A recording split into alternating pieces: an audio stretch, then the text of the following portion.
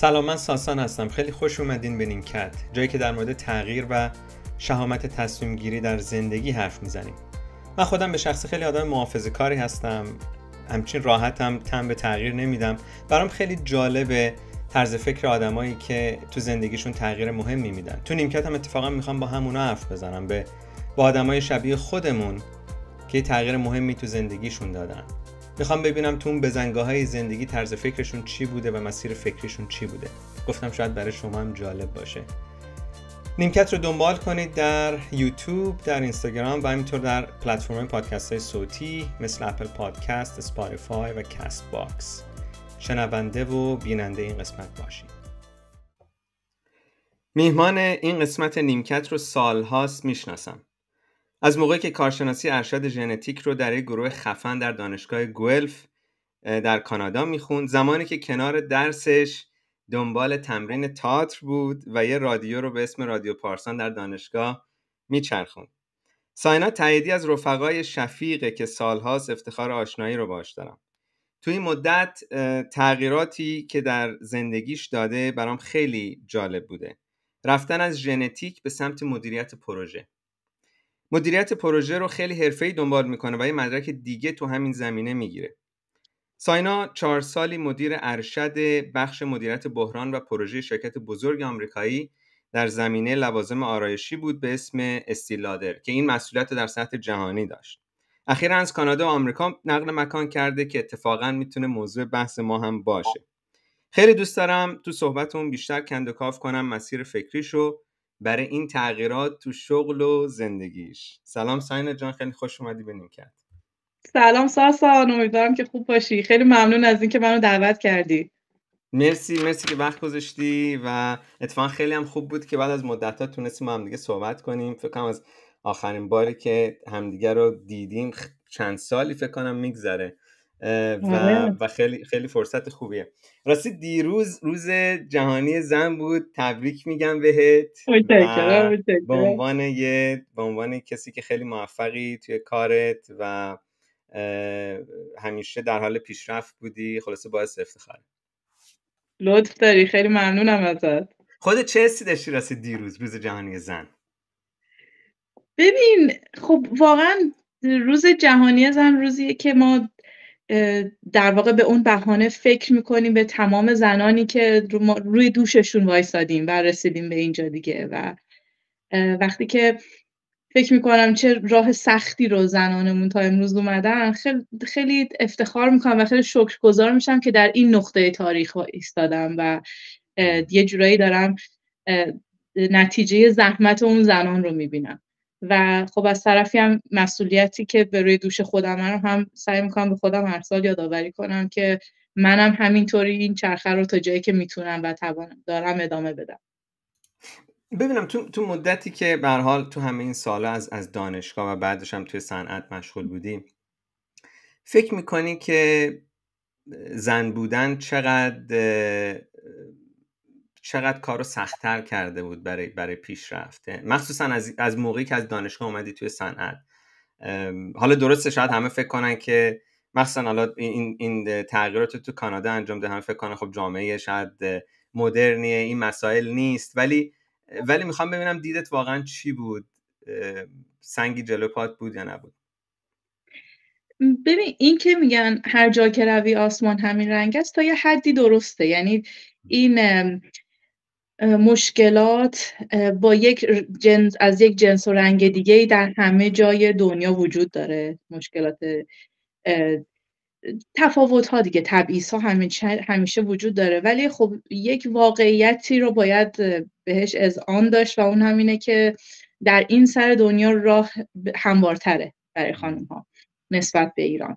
من توی ایرانم سابقه کار داشتم، اینجام سابقه کار دارم و خب بعد صادقانه اعتراف کنم که اینجا راحت‌تره. حداقل یک پیشبینی داری از آینده و یک سری خط قرمزهایی هستش که تو میدونی اطرافیانت از اون دیگه جلوتر نمیرن و به خاطر همین به تو شانس حدس زدن موقعیت آینده رو تا یک حدی میده و این خودش خیلی امتیاز بزرگی محسوب میشه.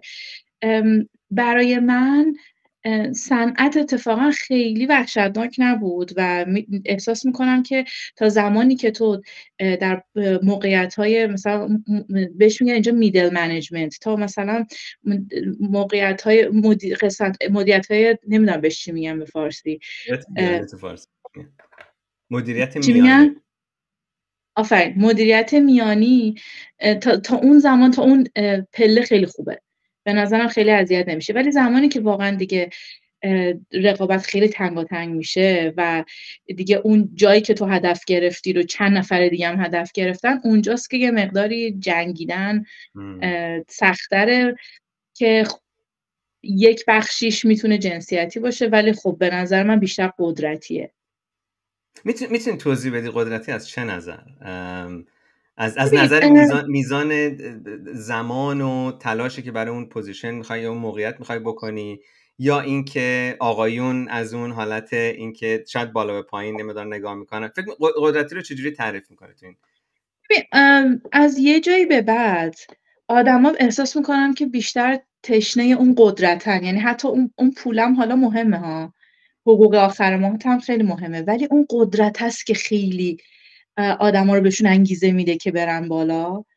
و خب یه واقعیتی هم باید بپذیریم، اکثرا این موقعیت‌های مدیریتی از مدیریت میانه به بالاترش رو از یه سن خاصی آدما درگیرش میشن دیگه. و خیلی وقتا این اتفاق برای خانم‌ها زمانی میفته که دیگه فرزند دارن یا درگیر مسائل مربوط به فرزندانشون هستن و اولویت‌هاشون تغییر کرده. به خاطر همین ولی خب برای آقایون خیلی وقتا این مسئله، حتی اگه بچه هم داشته باشن، مسئولیت اولیه نگهداری از بچه در خیلی مواقع، نه همیشه، به عهده‌شون شاید کمتر باشه و زمان بیشتری داشته باشن برای اینکه تمرکزشون رو بزنن روی این مسئله. و به خاطر این خیلی وقتا تو می‌بینی خانم‌ها شاید خیلی نرن بالا، ولی لزوماً این به این معنی نیستش که تو تمام شرکت‌ها، تو تمام کورپوریشن‌ها این اتفاق میفته و خیلی خانم‌ها رو می‌بینی که خیلی خوب دارن میرن بالا، دمشون هم گرم.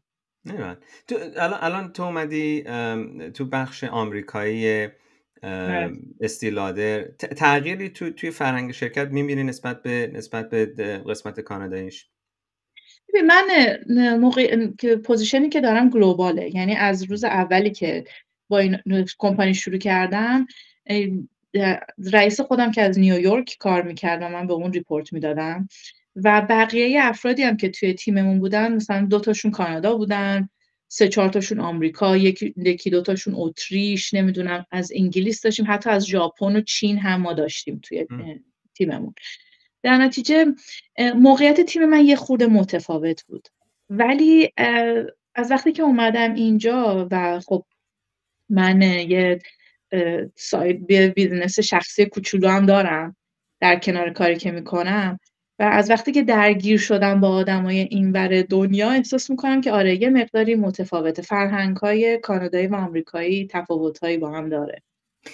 مثلا تغییر اصلیشو کجا دیدی؟ مثلا این زمانی بود که تو به هر حال، حالا میتونی در موردش صحبت کنی یکم، خب این نقل مکان از کانادا به آمریکا بود، بعد تغییرات دیگه هم که تو زندگی داشت اتفاق میافتاد. چه تفاوت اساسی رو دیدی که اولا مثبت بود یا منفی؟ شاید آدم در مورد این صحبت کنه، و اینکه اون چی بود؟ ببین، نه، هم مثبت هم منفی.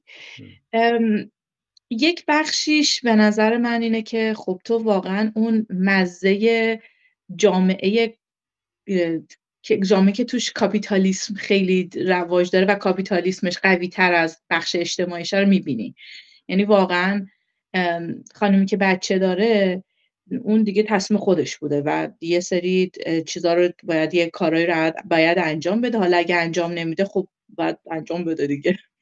در صورتی که خب این مسئله توی کانادا یه خورده کمرنگ‌تره و یک مادر حمایت بیشتری میگیره. بهتر ولی از درک اون میشه شاید از طرف حالا کسایی که باش کار میکنن. درسته، بهتر درک میشه و خب خدماتی هم که حول مسئله خانواده و خصوصا مادر و فرزند وجود داره، اینها هم کمک میکنه دیگه.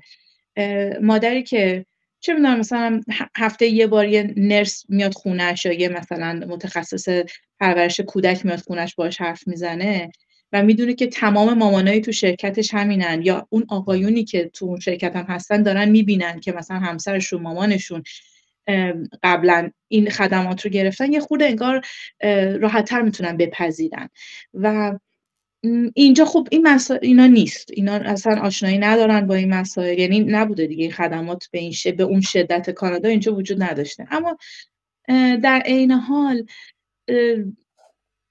یه چیزای خیلی خوبی هم داره دیگه، اون در واقع محافظه‌کاری مقداری کمتره. در نتیجه بازم میگم من تجربه‌ام خیلی کوتاهه تو آمریکا، واقعا اصلا خیلی آدم درستی نیستم برای اینکه بخوام این حرفا رو بزنم، ولی صرفا تجربه کوتاه شخصی خودمه که انگار اون کمتر بودن محافظه‌کاری بهت کمک میکنه که تکلیفت با آدم‌ها یه خورده راحت‌تر و زودتر مشخص شه. یعنی میفهمی که آقا مثلا خانم ایکس یا آقای ایکس از من خیلی دوست نداره من خیلی کار کنم، یا خیلی خوشش نمیاد، یا خیلی صاف میان بهت میگن.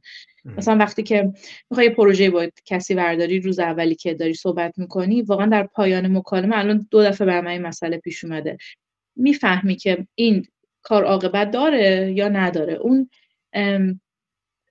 نگرانی از این که مستقیم به تو بله یا نه رو بگن یه مقداری اینجا با توجه به تجربه چند ماهه اخیر اینو من احساس کردم که کمتره اینجا. نکته جالب. الان چه مدتیه که توی آمریکا هستی و داری کار میکنی؟ ببین من تقریبا 6 ماهه اینجام، ولی خب خانواده من خانواده درجه کم، یعنی پدر مادر خواهرم اینا از سال 2004-5 اینجا تو بی اریا زندگی میکنن. در نتیجه من واقعا این 6 ماه زمانی که من به عنوان یعنی دیگه یک کانادایی، یک سیتیزن کانادا اسباب کشی کردم اومدم اینجا زندگی کنم، ولی تا قبل از اون میخوام بگم یعنی سالیان سال من همیشه در رفت آمد بودم و خب خانواده هم اونجا کار میکنن و زندگیاشونو دارن و از اونها میشنوم. خیلی عالی. ساینا یه چیزی که برای من خیلی جالبه و دوست دارم در موردش صحبت کنم، این موقعیتی که تو الان تو استی لادر داری و یکم میتونی در موردش صحبت بکنی. پورتفولیو منیجر یعنی چی؟ چه فرقی با پراجکت منیجمنت داره؟ چه فرقی با یه مدیر پروژه داری؟ و قسمت ریسک، چه چیزایی توی ریسک مهمه و چه چیزایی رو تو کنترل میکنی؟ خب پورتفولیو منیجمنت رو من از قبل از استی لادر شروع کردم. با یه کارخونه داروسازی کار میکردم سالیان پیش که این شانس بزرگ رو داشتم که دقیقاً در اون بزنگاهی که تصمیم گرفتن دفتر مدیریت پروژه رو درست بکنن توی کمپانیشون منو استخدام کردن.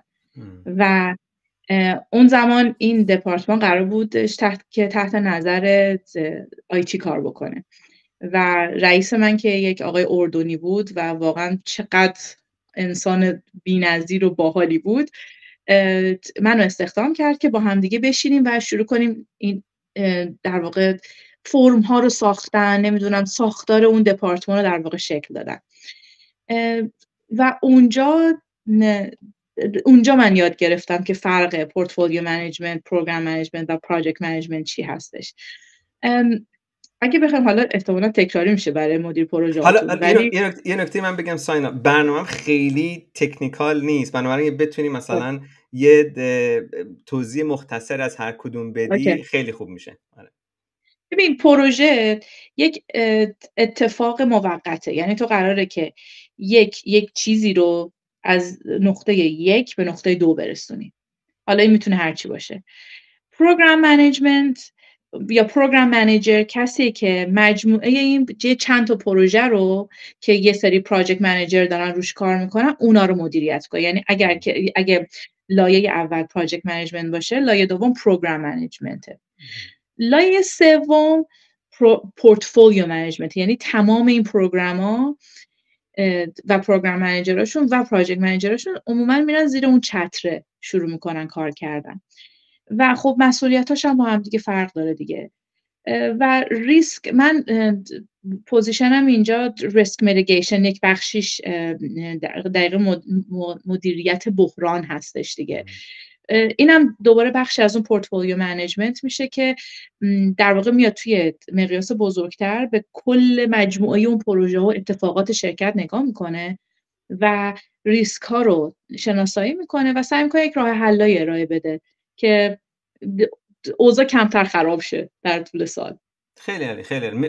مرسی که اینو ساده کردین تیکشو. میدونم که کلی داستان داره ریسک منیجمنت و چقدر کار سختی هم هست. ساینا بذار یه برگردیم یکم به عقب. تجربه چیزی هم که خودت هم گفتی، مثلا از این کاری که برای شرکت دارویی انجام دادی، تو تجربه مدیریت پروژه نداشتی، شاید به نوعی به عنوان تجربه کاری. تحصیل تو این موضوع مدیریت پروژه از کجا برات جذاب شد؟ چیزی بود که تو علاقه‌مند بودی؟ خیلی دوست دارم بدونم تحصیلات مثلا اولیت چی بود؟ اصلا تو این زمینه تو درس خونده بودی یا کاری کرده بودی اون موقع یا نه؟ ببین من از اون آدمایی هستم که عاشق تجربه کردنم و اصلا دست خودم نیست. یعنی انقدر دوست دارم که چیزای جدید رو تجربه کنم که الان که میگی وقتی داریم صحبت میکنیم یه نقب‌هایی دارم میزنم به مثلا اوایل 20 سالگی. من زمانی که از رشته زیست شناسی در ایران فارغ التحصیل شدم، بعد از یه مدتی که تو روزنامه سفید کار کردم، یه روزنامه پزشکی بود، رفتم توی شرکتی استخدام شدم که اونجا پروگرام آفیسر HIV ایدز بودم و در واقع به نوعی پروژه‌های مربوط به HIV ایدز رو توی اون شرکت مدیریت می‌کردم. البته نه به این حالتی که تو آمریکای شمالی هست. کاری که ما می‌کردیم این بودش که یه سری پروپوزال می‌نوشتیم، درخواست می‌نوشتیم برای UN ها، مثلا UN AIDS، یونیسف، و میگفتیم آقا جان شما این پولو به ما بدید، ما این کارا رو می‌کنیم باهاش. و خب اون مدیریت میخواد دیگه، چون پولا رو که میگرفتی باید میرفتی آدما رو پیدا میکردی، بعد گزارش میدادی که من این پولا رو مثلا خرج این چیزا کردم، بعد و این چرخه هی ادامه داشت. اینو بذار یه کناری. و وقتی که من حالا فارغ التحصیل که شده بودم اپلای کردم و این پذیرش رو گرفتم و اومدم کانادا، اونجام دوباره خب وقتی که تو خودت هم دانشجو بودی اینجا میدونی وقتی که بورس میگیری یک بخشیش در واقع تو میشی پژوهشگر اون آزمایشگاه و حالا این اسم قشنگشه ولی واقعیتش اینه که یه بخش از کار گل آزمایشگاه رو میدن دست دیگه. دانشجوها رو بعد چیز کنی، بعضی وقتا یه چیزایی هم بعد تمیز کنی اونجا، بعد یه کارایی رو بعد انجام بدی و خب اونام در واقع به نوعی ببین اصلا زندگی پراجکت منیجمنت واقعا. در نتیجه هم میتونم بگم در مقاطع مختلف زندگیم داشتم این تجربه رو، تا اینکه در یه نقطه اون زمانی که مدیریت یک بخشی از آزمایشگاه آرندی یه شرکتی بود برای ما آپولو رو به عهده داشتم، به این نتیجه رسیدم که خب من واقعا ریسرچ رو خیلی دوست دارم ولی باید آدم ببینم. من عاشق باید آدمم. آدم ببینی. جالب بود. آره آدم کم میدیدم. و در اون نقطه گفتم که خب دیگه وقتشه که یه تغییری بدم و میدونی تا یه نقطه‌ای مخصوصا برای ماهایی که تو فرهنگ شرقی بزرگ شدیم همه چیزو برامون تعریف کردن، تا یه نقطه‌ای تو بعد از این نقطه بپری به اون نقطه، حالا این کارو بکنی، حالا اون کارو بکنی. اومدن به کانادا به من این حس رهایی بخش رو داشت برای من و این آزادی رو به من داد که برای قدم بعدی خودم بدون خودسانسوری بتونم خودم تصمیم بگیرم. طول کشید واقعا تا من مدرکمو گرفتم، حالا اونم داستان داره، تا گرفتمش و نشستم در یک نقطه که گفتم خب من میتونم مثلا قدم بعدی میتونم خودم کاملا اصلا یه کار دیگه بکنم. اونجا شد که تصمیم گرفتم یه کارشناسی ارشد دیگه بخونم در زمینه مدیریت پروژه. اوکی پس بذار میرسیم به این. من میخوام دوباره برگردم الان به دوران لیسانس، شاید دبیرستان و لیسانس اون موقع. حالا برای شنونده ها شاید جالب بدونن که پدر تو پزشک هستن و جراح هستن. چه تأثیری داشتن پدر جراح برای اینکه زیست شناسی رو انتخاب کنی برای دانشگاه؟ میتونی توضیح بدی؟ میخوام ببینم تا کجاها این مسیرها برات تعریف شده بود، بعد کجا شاید تغییر پیدا کرد. ببین خب خیلی زیاد دیگه، به خاطر اینکه ما تو خونمون خیلی از این بحثا میشه و پدر من تو خودت میدونی از یه خانواده اومدی که درگیر همین مسائل بودن دیگه. تو خونه صحبت پزشکی زیاد میشه. تو خانواده که یک مادر یا پدر یکی از والدین پزشک باشه و پدر و خصوصا وقتی که بابا تخصص داشتن میگرفتن، ما هنوز بچه بودیم دیگه و پدر من 2 تا تخصص دارن، جراحی عمومی و جراحی پلاستیک. در نتیجه همش تا یه سن زیادی پدر منم دانشجو بود، ما با هم درس می‌خوندیم همیشه و خب این تاثیر داره دیگه. ولی خب در یه نقطه‌ای هم بابا مادر چی میکشید تو اون دوران، میتونی توضیح بدی؟ همه تو خونه اینه درس می‌خوندن. میکشید. آره همین. واقعا سخت بود. یعنی یکی از دلایلی که من خودم خیلی علاقه چندانی نداشتم که اون زمانی که جوان بودم به پارتنر پزشکی هیچ وقت فکر نمی‌کردم همین بود، چون واقعا همسر یک پزشک زندگی پرچالشی داره، ساعت‌های کاری بسیار بالایی دارن، کار بسیار پر استرسی دارن و تو به عنوان پارتنر اگر مخصوصا بچه داشته باشی واقعا خیلی وقتا پیش میاد که دست تنها باشی. خلاصه که ولی خب تاثیر داشت دیگه. میگم ما این در بطن زندگی ما بود دیگه همیشه. ولی خب بابا همیشه هم به ما میگفتن که پزشکی، یعنی خیلی سعی میکردن برامون روشن کنن که پزشکی همش هم اون تصویر قشنگ بیرون نیست. مضاف بر اینکه ما خودمونم میدیدیم دیگه درگیر، یعنی ما در بین خطوطش زندگی میکردیم و در یک نقطه‌ای به این نتیجه رسیدیم وقتی که مثلا با پدرم خیلی صحبت می‌کردم، این بودش که خب ساینا خیلی خوبه که تو بری ژنتیک بخونی، مثلا حالا اینجا زیست شناسی رو ادامه بده، بعدش هم برو مثلا تا دکترای ژنتیک. و این اتفاقم افتاد، یعنی من بورس رو گرفتم و اومدم کانادا و واقعا تو داشتی در واقع برای دکترا یه جورایی همچین دورخیز کرده بودی که بری به اون سمت، درسته؟ درسته. و واقعا اصلا انقدر ذهنم در اون چارچوب بود که من باید برم دکترای ژنتیک بگیرم که میتونم بگم مثلا فکر کنم تا 6-7 ماه اولی که حتی اومده بودم کانادا به چیزی غیر از اون نمیتونستم فکر کنم. تا اینکه یکی از آشناهای بسیار که برش خیلی احترام زیادی قائل هستم و ایشون توی یه شرکت بیوتک خیلی بزرگ در همین کالیفرنیا کار میکنم، یکی از سهامداراشم بودن، به من در یکی از مکالماتمون من برگشتن گفتن که ساینا تو واقعا برای چی میخوای، اصلا این پی اچ دی رو واسه چی میخوای بگیری؟ واسه من جواب نداشتم، واسه جواب اصیل براش نداشتم. انگار که من خب اصلا بهش حتی فکر نکردم که واقعا برای چی میخوام بگیرم. گفتم که خب من علم ژنتیک رو خیلی دوست دارم و اون گفتش که خب این چه ربطی به دکترا گرفتن داره، تو میتونی مثلا خودت بری بخونی، چرا بعد مثلا 7 سال بشینی امتحاناشو بدی، اینا میتونی مثلا خودت این کارو کنی، میخوای چی کار کنی باهاش؟ من گفتم آره میخوام شرکتمو بزنم. گفت خب اگه میخوای شرکت بیوتک بزنی که اتفاقا راحت‌تره که فوق لیسانس بگیری، زودتر میتونی این کارو شروع کنی. و من خیلی بهم برخورد، فکر کردم که مثلا الان این رو در من نمیبینه این آدم. ولی انگار یه تلنگری به من بود و این مصادف شد با اون در واقع با اون زمانی که من تونستم شروع کنم به یک تعریف مستقل از خودم رسیدن. آدم‌ها خیلی وقتا انقدر خانواده‌شون براشون بزرگه و این چتر انقدر چتر بزرگیه و چتری که شبیه حبابه در واقع، که انگار هویتشون و حل میشه در هویت اون قبیله‌شون.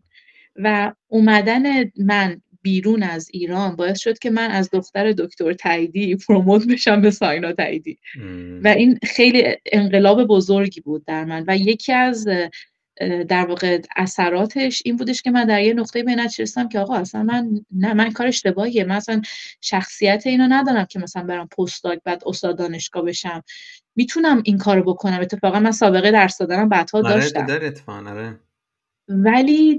ولی این چیزی نیستش که من بتونم اصالتا ازش لذت ببرم. این چیزی نیستش که من هر روزم رو باهاش شروع کنم و به پایان ببرم و احساس خیلی کامل بودن، خوشحالی کامل داشته باشم. تو دوران کارشناسی ارشد، موقعی که داشتی ژنتیک میخوندی، ژنتیک هم رشته جذابیه.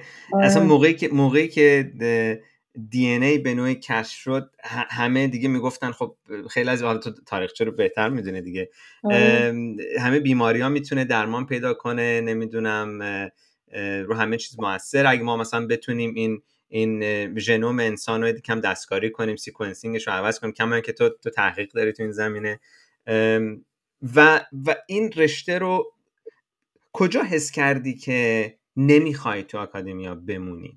چه اتفاقی افتاد درونت یا طرز فکرت که اوکی من تا اینجا دیگه بسه، من میخوام کار دیگه بکنم؟ احساس میکنم بزرگ شدم. میدونی آدم وقتی که در حداقل برای من اینطوری بود، هرچی آدم جوان‌تره دنیاش خیلی سیاه و سفیدتره و خیلی کمال‌گراتر فکر میکنه. میدونی همیشه مثلا برای من دنیای علم و دانش یک دنیای بی‌نقصی بود که همه اون ریسرچرها و نمیدونم استادا صبح میمدن که مرزهای علم و دانش رو بگشایند و میدونی مثلا صبح به علم فکر میکنن و اخلاقیات علم محور مثلا اینا این هدف اصلیشونه در زندگی. و بعد اومدم دانشگاه و خب یه بورسی هم گرفته بودم دیگه. من از ایران مثلا داشتم فکر میکردم که تزم چی باشه. حتی قبل از اینکه مثلا بیام رفته بودم، من یه ایده‌ای داشتم در مورد مثلا من تحصیلاتم در واقع تکامل مولکولیه و یک ایده‌ای داشتم در مورد این که مثلا برم یک سویه‌های خاصی از باکتری هایی رو که هنوز مثلا تو میتونی ادعا کنی که اینها از مثلا خیلی گذشته دست نخوردن، اونها رو مثلا بیارم اینجا و روی مثلا ژنوم اونها کار کنم. بعد انقدر مطمئن بودم که خب این ایده بک رو اگه بگم مثلا استادا دیگه چی میگن. بعد ساین هدف چی بود؟ بعد می‌خواستی اینا رو دستکاری کنی که مثلا چی بشن یا چه اتفاقی بیفته براشون؟ ببین تو ما انسان یک در واقع یک اپیزود کوچیکی رو از تاریخ زیستی رو میتونه درک کنه دیگه. یعنی چیزی که حالا ثبت شده و چیزی که الان امروز داری میبینی.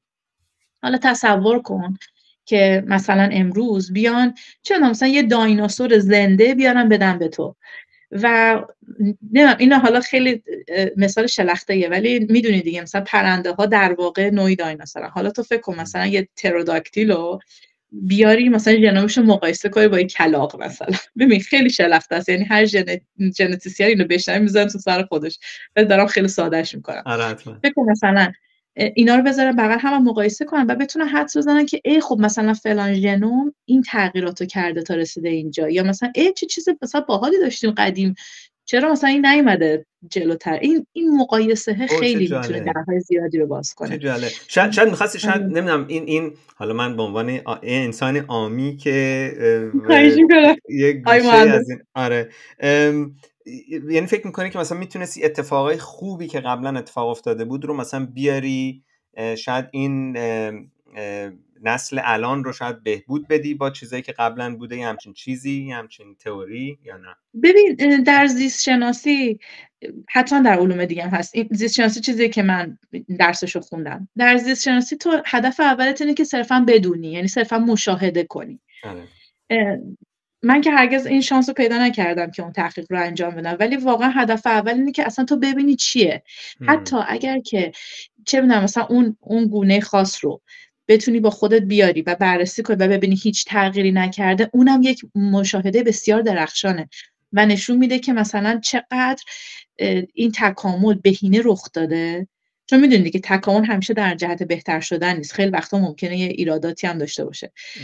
اگر حتی تغییرم نکرده من خودم یه نمونهش به هر حال. آره و میدونی به خاطر همین واقعا برای من خب آره اگر یه خروجی داشته باشه که توش بتونی ببینی که اوکی خب یه چیزی داره بهتر میشه که چرا که نه، اصلا خدا رو چه شاید یه چیزام نوبل هم بهت دادن تو اون تجربه. ولی اصلش اون کنجکاوی است که اینو برداری بیاری بررسی کنی ببینی که چه خبره و شاید این شانس هم داشته باشی که مقایسه کنی. ببینم یه همچین ایده‌ای که میخوام اون تیکه که چرا از دانشگاه اومده بیرون رو یادمون نره، ولی ژنتیک رو میخواستم ازت بپرسم. این ایده‌ای که تو داشتی ایده خیلی ایده جالبیه، خیلی out of the box دیگه و به نظر من خیلی جالبه. اون موقع تحت تاثیر چیز خاصی بودی که به این چیزا فکر می‌کردی؟ اصلا به حالا مثلا تو با بابات هم صحبت کرده بودی، ژنتیک رو انتخاب کردی، نمیدونم کتابی می‌خوندی که جالب بود یا چیزی می‌دیدی که جالب بود که این ایده به ذهنت رسید؟ ببین این خیلی جالبه. تنها کتاب درسی دبیرستانی که من واقعا هنوز روش قسم میخورم کتاب ژنتیک پیش دانشگاهیمون بود که اینو اتفاقا و کسی که نویسنده اون استاد خود منم شد در دانشگاه. اوه چه جالب. آره و من واقعا هنوز پایه‌های ژنتیکم مدیون اون کتابم. به نظر من اصلا کلیدش از اونجا خورد و خب بعدنم که دانشجو شدم اونم خیلی بهم کمک کرد. میگم استادای بسیار درخشان و بی‌نظیری داشتم که خیلی بهم کمک کردن، ولی فکر می‌کنم تهش همون حس کنجکاوی است دیگه که بعضیا بیشتر دارن بعضیا کمتر. ببینم فیلم خاصی رو نمیدیدی؟ پارک ژوراسیکی چیزی؟ اتفاقا ندیدم اونو. جدی میگی؟ دقیقاً یه تیکش همینه. عجیبه. آره اصلا یکی از افسوسام اینه. آره بعد ببینم، خیلی احتمالاً میبینم با پسرم به زودی میرسه به اون گروه سنی. آره من به نظرم خیلی جالب میشه. خب برگردیم به دوران کارشناسی ارشد توی کانادا. آره اونجا داشتم اینو میگفتم که من با یه همچین تصوراتی اومدم و رفتم اینم پروپوزالشم از ایران شروع کرده بودم نوشتم. مثلا فکر میکنم خیلی دیگه بلدم مثلا پروپوزال بنویسم و اینا رو نوشتم و رفتم اینو گذاشتم رو میز استاد راهنما، منتظر بودم که اینا پاشن دستا رو بزنن و بگن این بودجه خدمت شما، برو مرزهای علم و دانش رو جابجا کن. راهنما استاد راهنمای نگاهی کرد گفت ببین عزیز من، ما یه بودجه گرفتیم، این راجع به بید داریم کار میکنیم، بید این بیدا رو ازش یکی رو انتخاب کن، نبید بعدش. خب از اینا انتخاب کن رو اینا، بعد همینا رو کار کنی. که اصلا من داغون شدم که یعنی چی آقا، من دانشمند آوردین اینجا رو بیت کار کنم. و حالا بماند که بعد من استادم عوض کردم، یه خورده حوزه کاریمو تغییر دادم، ولی بعد اونجا فهمیدم که بابا جان واقعا اینم خودش صنعته. یعنی اونطوری هم همه چی ایدئال نیست و توی این صنعت یه پروژه تعریف میشه، یه پولی هست، تو اون زمینه باید کار بکنی، غیر از اون باید بری درس بدی. درس دادن هم واقعا اینطوری نیستش که بری مثل فیلم ها مثلا یه چیزی بگی دانشجوها رو مثلا انسان سازی کنی. نه، یه سری دانشجو شب مثلا طرف پارتی کرده نصف نیمه خواب و بیداره، بعد نمیدونم کوهی از برگه بهت میدن صحیح تصحیح کنی تا آخر ترم، که همه اینا قشنگی خودش هم داره ها. ولی خب بعد به مرور به بازی‌های محیط آکادمیک هم باشون آشنا شدم که میدونی یه سری یارکشیایی هست، نمیدونم مثلا حواست باید باشه این تیم مثلا این مشخصاتو داره، خودت باید مواظب باشی که مثلا رئیس گروه چی. اون بازی‌ها رو هم دیدم یواش یواش. خیلی درگیر مقاله و اینا هم شدی که مثلا مقاله بنویسی کی اسم اول باشه کی اسم دوم باشه، با چه تیمی کار بکنی. ببین تو ایران خیلی اینطوری بود. تو ایران خیلی این حالت بود. یعنی یادمه که مثلا اسم نوشتن توی مقاله اصلا یه بساطی بود. اولا که یه لیست گنده بود و حالا اون زمان دارم قضیه راجع مثلا 16-17 سال پیشه، استادای ایرانیمون یه اشتباهی که می‌کردن اسم خودشون اول می‌ذاشتن، در صورتی که بعدها که اومدم اینجا دیدم اتفاقا رئیس گنده اسمش میره آخرش. معمولا آخر راست میگی. آره. و اینجا که اومدم خب نه واقعا انقدر همیشه سیستماتیک تر بود، کسی نگران اون مسئلهش نبود که مثلا اسم تو پیپر نزنه، ولی خب میتونستن این کار بکنن که تو پیپر چاپ نکنی، مثلا پیپرات کم بشه، ساپورتت اونقدر نکنن، یا مثلا چون یه کار گروهیه دیگه. یعنی اینا رو هم دیدم و در یه نقطه به این نتیجه که خب این بازی‌ها رو خیلی جالبه، ولی من ترجیح میدم که یه بازی دیگر رو واسه بقیه عمرم انتخاب کنم و دوست داشتم برم تو محیطی که خیلی زودتر محصولی که ساخته میشه برسه به دستم. این شد که و یه چیز ملموس، من دوست داشتم روی یک چیزی کار کنم که صرفا در حد تئوری نباشه و یک مدل دیگه ای از همین بازی ها رو، چون به نظرم تو هر حوزه‌ای بری این بازی ها هست به نوعی. خلاصه این شد که تصمیم گرفتم که سویچ کنم و توی ارشد بمونم، کارشناسی ارشد بمونم، نرم به پی اچ دی و سریع جذب بازار کار بشم. بس من یه نکته از بپرسم قبل از اینکه بریم تو تجربه توی صنعت. چه موقع، اولا چند سال طول کشید این دوران ارشد، حالا با توجه به اینکه یه تصمیمی اونجا اتفاق افتاد که خب دیگه ادامه ندی تا یه جای نگه داری، کلا چند سال طول کشید این قضیه؟ خیلی جالبه ساسا، 3 سال طول کشید و جالبه که من همه دیتا هام توی 10 ماه اول تولید شده بود. یعنی بقیهش درگیر همین داستانایی بودم که خب من یه تصمیم بعدی یعنی تصمیم گرفته بودم که خیلی همفاز نبود با تصمیمی که استاد راهنمام دوست داشت و این خب یه خورده پیچیدگی ایجاد کرد تو کارم. ولی خب در این حین من خیلی تجربیات دیگه هم کسب کردم تو مدت، کارهای دیگه کردم. بعد من خب از ایران آواز کلاسیک میخوندم، کلاسیک اینوری البته، یعنی اپرا. و خب این مدت به من این شانس داد که مثلا من برم با گروه کور دانشگاه بخونم، نمیدونم کارهای مختلف زیادی هم انجام دادم تو مدت. ولی آره یه چیزی حدود نزدیک 3 سال طول کشید. بذار یکم در مورد اون دوران حرف بزنیم. میشه تصور کرد که چقدر تحت فشار بودی؟ کسی که مخصوصا از 3 سال کمتر از 1 سال اولش تقریبا کاراش تمومه دیگه، صرفا بسته‌بندی آخرش فقط نیازه، ولی خب تو درگیر یه سری اتفاقات دیگه بودی که بعد رتروفت میکردی. حس و حالت، روحیت اون موقع چطور بود؟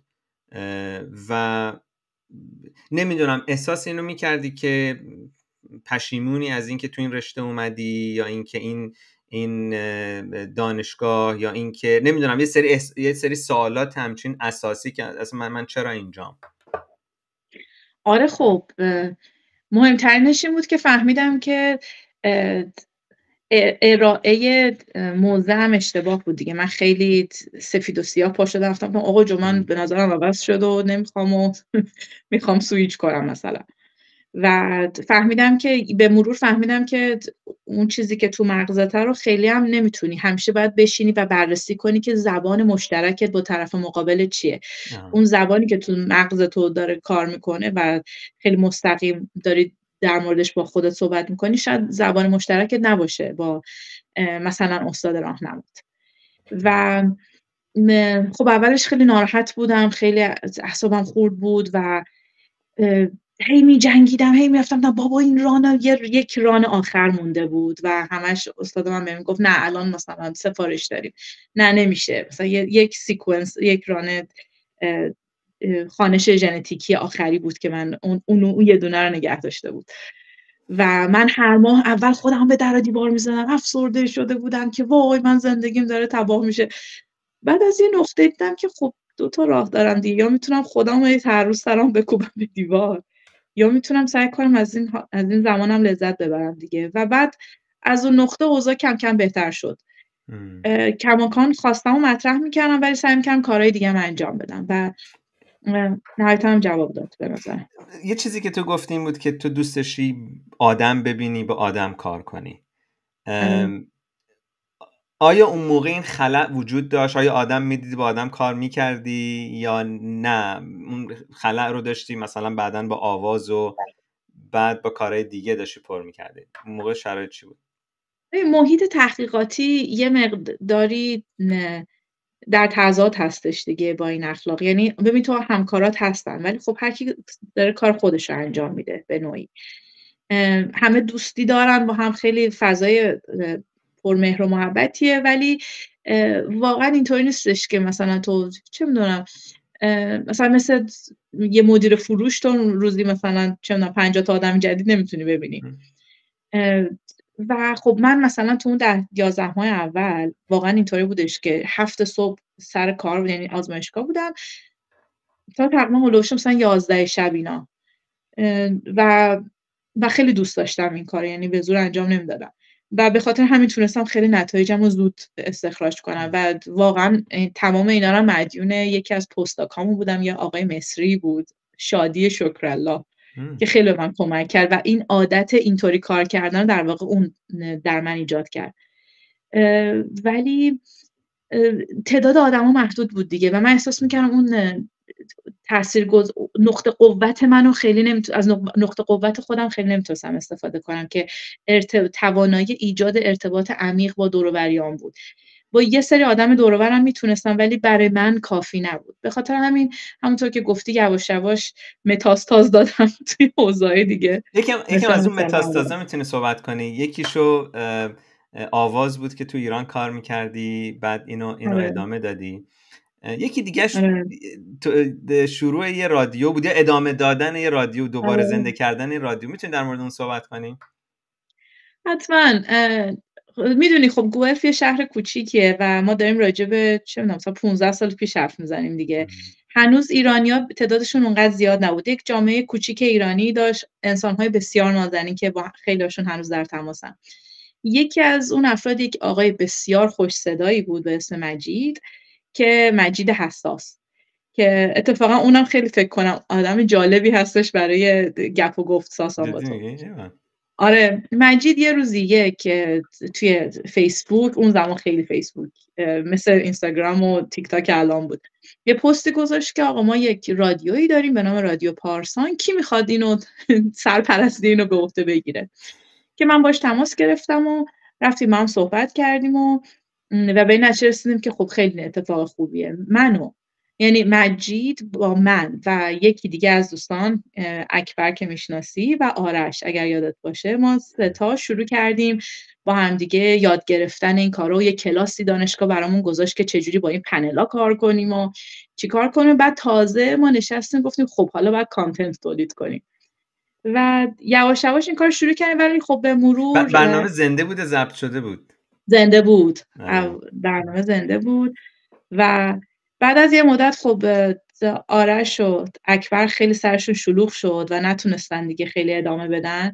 من تا یه مدتی این رادیو رو خودم ادامه دادم. اون زمان کارم توی تورنتو بود و خونم توی گوئلف بود. یادم این دورانی بود که دیگه درس تموم شده بود تقریبا؟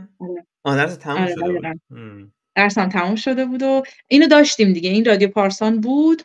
بعد دیگه درس من که تموم شد دلم نمیومد ولش کنم، چون دیگه میدونی یه آدینسی پیدا کرده بودیم و کار قشنگی بود و واقعا اون دوران سختی بود، چون بعد سریع تموم میکردم و رانندگی بکن بدو برس استودیو، تازه برنامه زنده شروع میشد.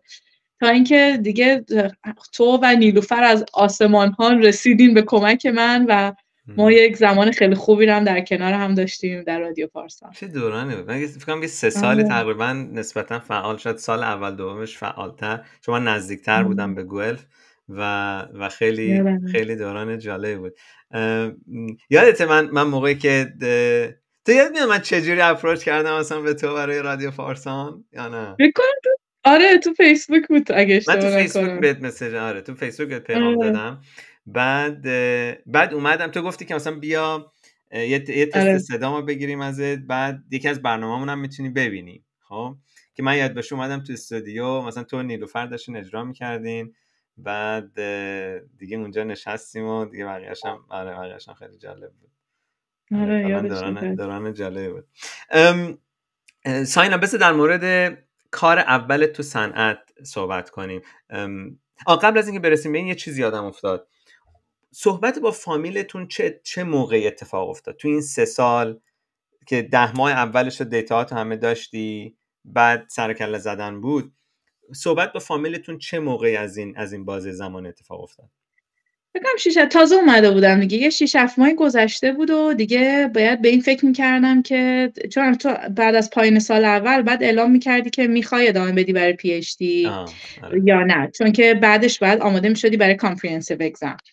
و اون زمان من در یکی از صحبتام باش گفتم آره دیگه بعد حالا خودم آماده کنم برم درخواستو بنویسم، که اون فامیلمون گفتش که چرا؟ تا به این فکر کردی که چرا؟ فکر میکنی اگه اون موضوعی که تو ذهنت بود اونو اوکی میدادن مسیر زندگی عوض میشد؟ شاید میموندی، شاید ادامه میدادی یا نه؟ آره احتمالاً اینطوری میشد، ممکن بود.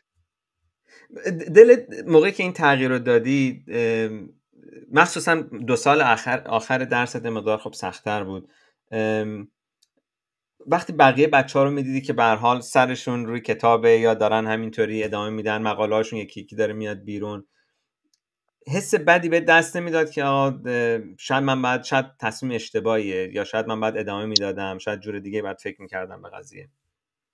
خب آره 100% این اتفاق میفته و من یادمه که خیلی وقتا میشستم برای خودم مینوشتم که اصلا چی شد که من این تصمیم رو گرفتم و سعی میکردم که خیلی رو اون تمرکز کنم و مسئله من اون نقطه‌ای حل شد. یعنی اون شکه، اون دل سوختنه زمانی حل شد که من توی آپولو دیگه مدیر شده بودم و یکی از دوستان خودم، یعنی هم آزمایشگاهی خودم، دیگه پی‌اچ‌دیشو گرفته بود و به من تکست زد، یعنی یه ایمیل زد که ساینا، من مثلا اینجا خیلی پستاک‌ها حقوقش کمه و من به پول احتیاج دارم، اگر میشه مثلا تو منو سفارش بکن که من بیام تکنسین مثلا بخش کوالیتیتون بشم. تکنسین البته خوبه ها، یعنی به اون فهمیدم اوکی. از تکو از ذهنت ببر بیرون. یه بخش خیلی مثلا می‌خواستیم در واقع یه پوزیشنی بود که بخش میکروبیولوژی مثلا اون کارخونه رو میتونست قسمت خوبیشو در مثلا دست این آدم باشه، ولی خب اونم باز زیر مجموعه من میشد. و اون لحظه با خودم فکر کردم که خب من که نمیخواستم بمونم دانشگاه، من که نمیخواستم استاد دانشگاه بشم، پس احتمالاً این مسیر رو یه خورده شانس داشتم که زودتر شروع کنم. در مورد اون یه بخشی هم که گفتی اگر که اون ایده اولیه تزت رو پی میگرفتی، آره احتمالاً ادامه میدادم، ولی باز این دلیل نمیشد که من محیط دانشگاه رو انتخاب کنم. احتمالاً در یه نقطه باز دوباره احساس میکردم که من نیازم به ارتباط با آدما داره میچربه به علاقم به پژوهش. بسیار خوب. تو درس رو تموم میکنی تو دانشگاه گوئلف و احتمالاً اون موقع میخوای دنبال کار بگردی. از اون برم نمیخوای تو دانشگاه ادامه بدی به عنوان حالا پژوهشگر یا هر چیز دیگه. چه گزینه‌هایی اون موقع داشتی و چه چیزی رو انتخاب کردی؟ ببین در موقعیت عجیبی قرار گرفته بودم. من نزدیک دفاع هم که بود، مثلا یه چند ماه مونده بود که دیگه دفاع کنم، خب داشتم تزو مینوشتم دیگه. قبل از دفاع تو بعد تزتو دیگه تموم کنی. در حیث و بیس نوشتن تز که بودم به استاد راهنمام گفتم که من آره بعد دنبال کارم بگردم و اینها، مثلا یه زمانی رو من بعد بذارم برای این یا تو راهنمایی کن که چیکار کنم. استاد راهنمام گفت نه اصلا نگران نباش، من به تو یه 6 ماه اینجا پوزیشن تحقیقاتی میدم، تو مثلا کمک کن که مثلا این چیزا رو جمع کن. خیلی این کار زیاد میکنن استادا. آره برای منم اتفاق افتاد فان تو واترلو. آره خیلی لطف میکنن و این کار رو انجام میدن. و تو نه تنها پروژه خودتو جمع می‌کنی، پیپراتو میدی بیرون، این زمانم داری که بگردی برای خود دنبال کار. و من رو حساب این و اعتماد که داشتم شفاهن ما به این توافق رسیدیم که اوکی من مثلا الان فقط رو تزم کار می‌کنم، دفاع که کردم تو اون 6 ماه. روزی که من دفاع کردم ما رفتیم توی پابی که جشن بگیریم و اونجا به استادم گفتم که خب من کی بیام قرارداد امضا کنیم؟ گفت ببین من ندارم. بودجه ندارم. جدی میگی؟ و من یادمه که نشسته بودیم روی سر میز داشتیم خواستیم جشن بگیریم و من اصلا سرم داغ شده بود که وای من چه رکبی خوردم. آدم هرچی هم رو میزه دیگه زهر مار، آدم چیزی هم نمیتونه بخوره اونجا. دقیقاً. سخت بوده. اصلا یکی از تلخ‌ترین لحظات زندگی من بود و همه خوشحال نه دفاع کردی و من از درون میزنم تو سر خودم. تو این خبر رو اون موقع شنیدی توی آره خیلی سورال. دقیقاً اون لحظه استاد عزیزم هی بهش میگفتم هی جواب درست نمیداد و میگفت که حالا دفاعتو بکن و بعد اون لحظه من گفت نه ما نداریم. حالا نمیدونم این تلافی اون تغییر نظر من بود یا اینکه واقعا بودجهشو از دست داده بود رو نمیدونم، ولی خب خیلی لحظه خیلی فجیعی بود و من ناگهان معادلات اقتصادیم ریخت به هم دیگه و زمانیم و باید سریع کاری پیدا می‌کردم. اینجا توانایی ارتباطی با آدم‌ها خیلی به کمکم اومد. یه خانومی بود که خب سن و سالش از من مثل جای مادرم که من ایشون رو به عنوان دوست میشناختم و اومدم و راجع به مثلا با خیلی کسایی که فکر می‌کردم می‌تونن کمکم کنن صحبت می‌کردم. و این خانم ایشون هم اتفاقا خانم مصری بودن. گفتش که ببین همسر سابق من یه کارخونه کوچیک تولید رزین داره، شاید اون بتونه کمکت کنه. و اون لحظه من فقط می‌خواستم که یه کاری پیدا بکنم که بتونم شرایطو برای خودم استیبل کنم. آره. و اینم در نظر داشته باش که خب درسی هم که خونده بودم انقدر درس خاصی بود که واقعا پیدا کردن موقعیت خیلی سخت بود. موقعیت‌ها تو آمریکا خیلی زیاد بود. اتفاقا یک پوزیشنی هم گرفتم ولی چون من اون زمان اقامت کانادا نداشتم به خاطر پاسپورت ایرانی بهم نتونستن برام کارمو جور کنن، چون تو حوزه بیوتکنولوژی هم بودم یه مقدار ویزا اون زمان سخت می‌دادن بهم. خلاصه پا شدم رفتم. اون موقع خانواده آمریکا نبودن نه؟ چرا میرفتن و میومدن، ولی خب به من ویزا نمیدادن چون تو اونا هنوز پاسپورت ایرانی بود. آره اونا گرین کارت داشتن آه. و نمیدونم بابا سیتیزن یادم نیست سیتیزن شده بودن یا نه. سیتیزن هم اگه میشدن تا که کارتو درست کنن خیلی چندین سال طول میکشه دیگه تا اپلای بکنن برای تو بتونی بیاد. خلاصه که من هنوز نداشتم و در یک نقطه‌ای هم بودم که خب خودم اپلای کرده بودم برای پرمننت رزیدنسی کانادا، برای اقامت کانادا و بابا مامان میگفتن که خب ساینا انتخاب کن، یا بعد اونو کنسل کنی پاشی بیای اینجا ما برات اقامتتو اپلای کنیم، یا اینکه بعد اونجا بمونی 7-8 سال طول میکشه مثلا تا بتونی بگیری گرین کاردتو. و من در یک جدالی بودم برای اینکه میدونستم که اگر برم در واقع دوباره باید وارد اون حباب بشم، وارد قبیله‌مون بشم و چه این جالب. آزادی خیلی داشت برام خوب بود، خیلی رهایی بخش بود برام. و اینو نمیخواستم از دست بدم، به خاطر همین به هر به در و دیوار میزدم که بمونم اینجا و بتونم خودم رو حفظ کنم.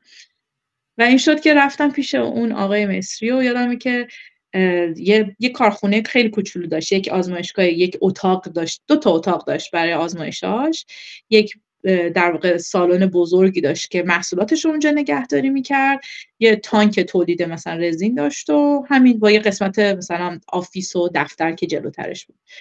و منم حالا رفتم یه لباس مثلا مصاحبه‌ام پوشیدم و پا شدم رفتم و این رزومه رو دادم بهش، گفتم که من اومدم اینجا کار کنم. یه نگاهی کردم گفت ببین اینجا ما خیلی احتیاج به متخصص و ریسرچر نداریم، اینجا مثلا کار خاصی من ریسرچ میکنم ولی خیلی کم.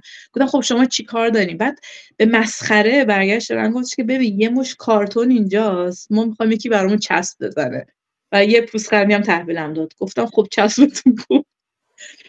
بعد چسبه رو گرفتم و نشستم 2-3 روز براش چسب زدم فقط تا اینکه یواش یواش آره واقعا یه مدت طوله و اون خیلی شرایطی یعنی موقعیتی بود که باعث شد که من خیلی به خودم بیام و خیلی برام موقعیت آموزنده‌ای بود. ما مصاحبه رو با این جمله شروع کردیم از تو که من آدمیم که از تجربه کردن نمیترسم. تو برای کار اول تو صنعت یه چیزی انتخاب شد یا پیش اومد که شاید با رویاهات فاصله داشت، یه کوچولو فاصله داشت با یه مزه رزینی و سوال اینجاست که فکر میکنی اون یه همچین کاری که با شرایط تحصیلت نمیخونه چه اثر مثبتی رود گذاشت؟ نمیدونم یا حس و حالت اون موقع منفی بود؟ حس و حالت چی بود اون موقع؟ ببین من تو اون موقعیت اصلا اینطوری بود که رفته بودم تو فاز بقا، یعنی یک پروژه‌ای داشتم و این پروژه این بودش که من موقعیت خودم رو استیبل کنم و مجبور نشم که برم آمریکا. میخواستم اینجا خودم رو حفظ کنم و برای این داشتم همه جوره تلاش میکردم و به خاطر همین من وقت نداشتم که افسوس بخورم یا ناراحت وقت قصه خوردن نداشتم خیلی. اولا که ساعت کاریم خیلی بد بود، من 4:30 بعد از خونه میزدم بیرون چون 7:30 باید اونجا سر کار میبودم. از گوئلف بعد میمدم تورنتو و اگر نخوای از اون اتوبان 407 که هزینه بره بری بعد یه چیزی بوده 2 ساعتی تو راهی دیگه و برای من یه خورده این طولانی ترم شد چون ترافیک و این چیزان بود و این توی تورنتو نبود، اون برای تورنتو بود، یعنی در واقع طرف وان و اینا بود و آره خیلی دور بود جاش و به خاطر همین بعد هم تا دیر وقتم میموندم دیگه، تا مثلا 3-4 هم میموندم چون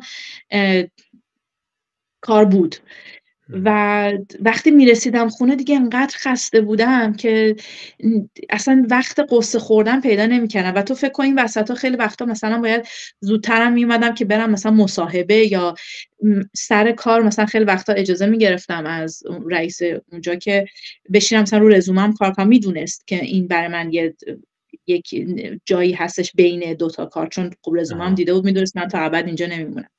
ولی خب واقعا اون آدم به من این موقعیت رو بخشید که من حالا بعد از یه مدتی که واسهش چسب زدم و توی کار مثلا اینونتوریش کمکش کردم، یه روز رفتم پیشش و بهش گفتم ببین تو وقت تو تلف نکنی اینجا این فرمولاسیون رو درست کن، من کلونینگ انجام دادم، من میتونه تو یه رسیپی به من بده، من میتونم اینا رو واسات عین همینی که گفتی رو هم واسات انجام بدم.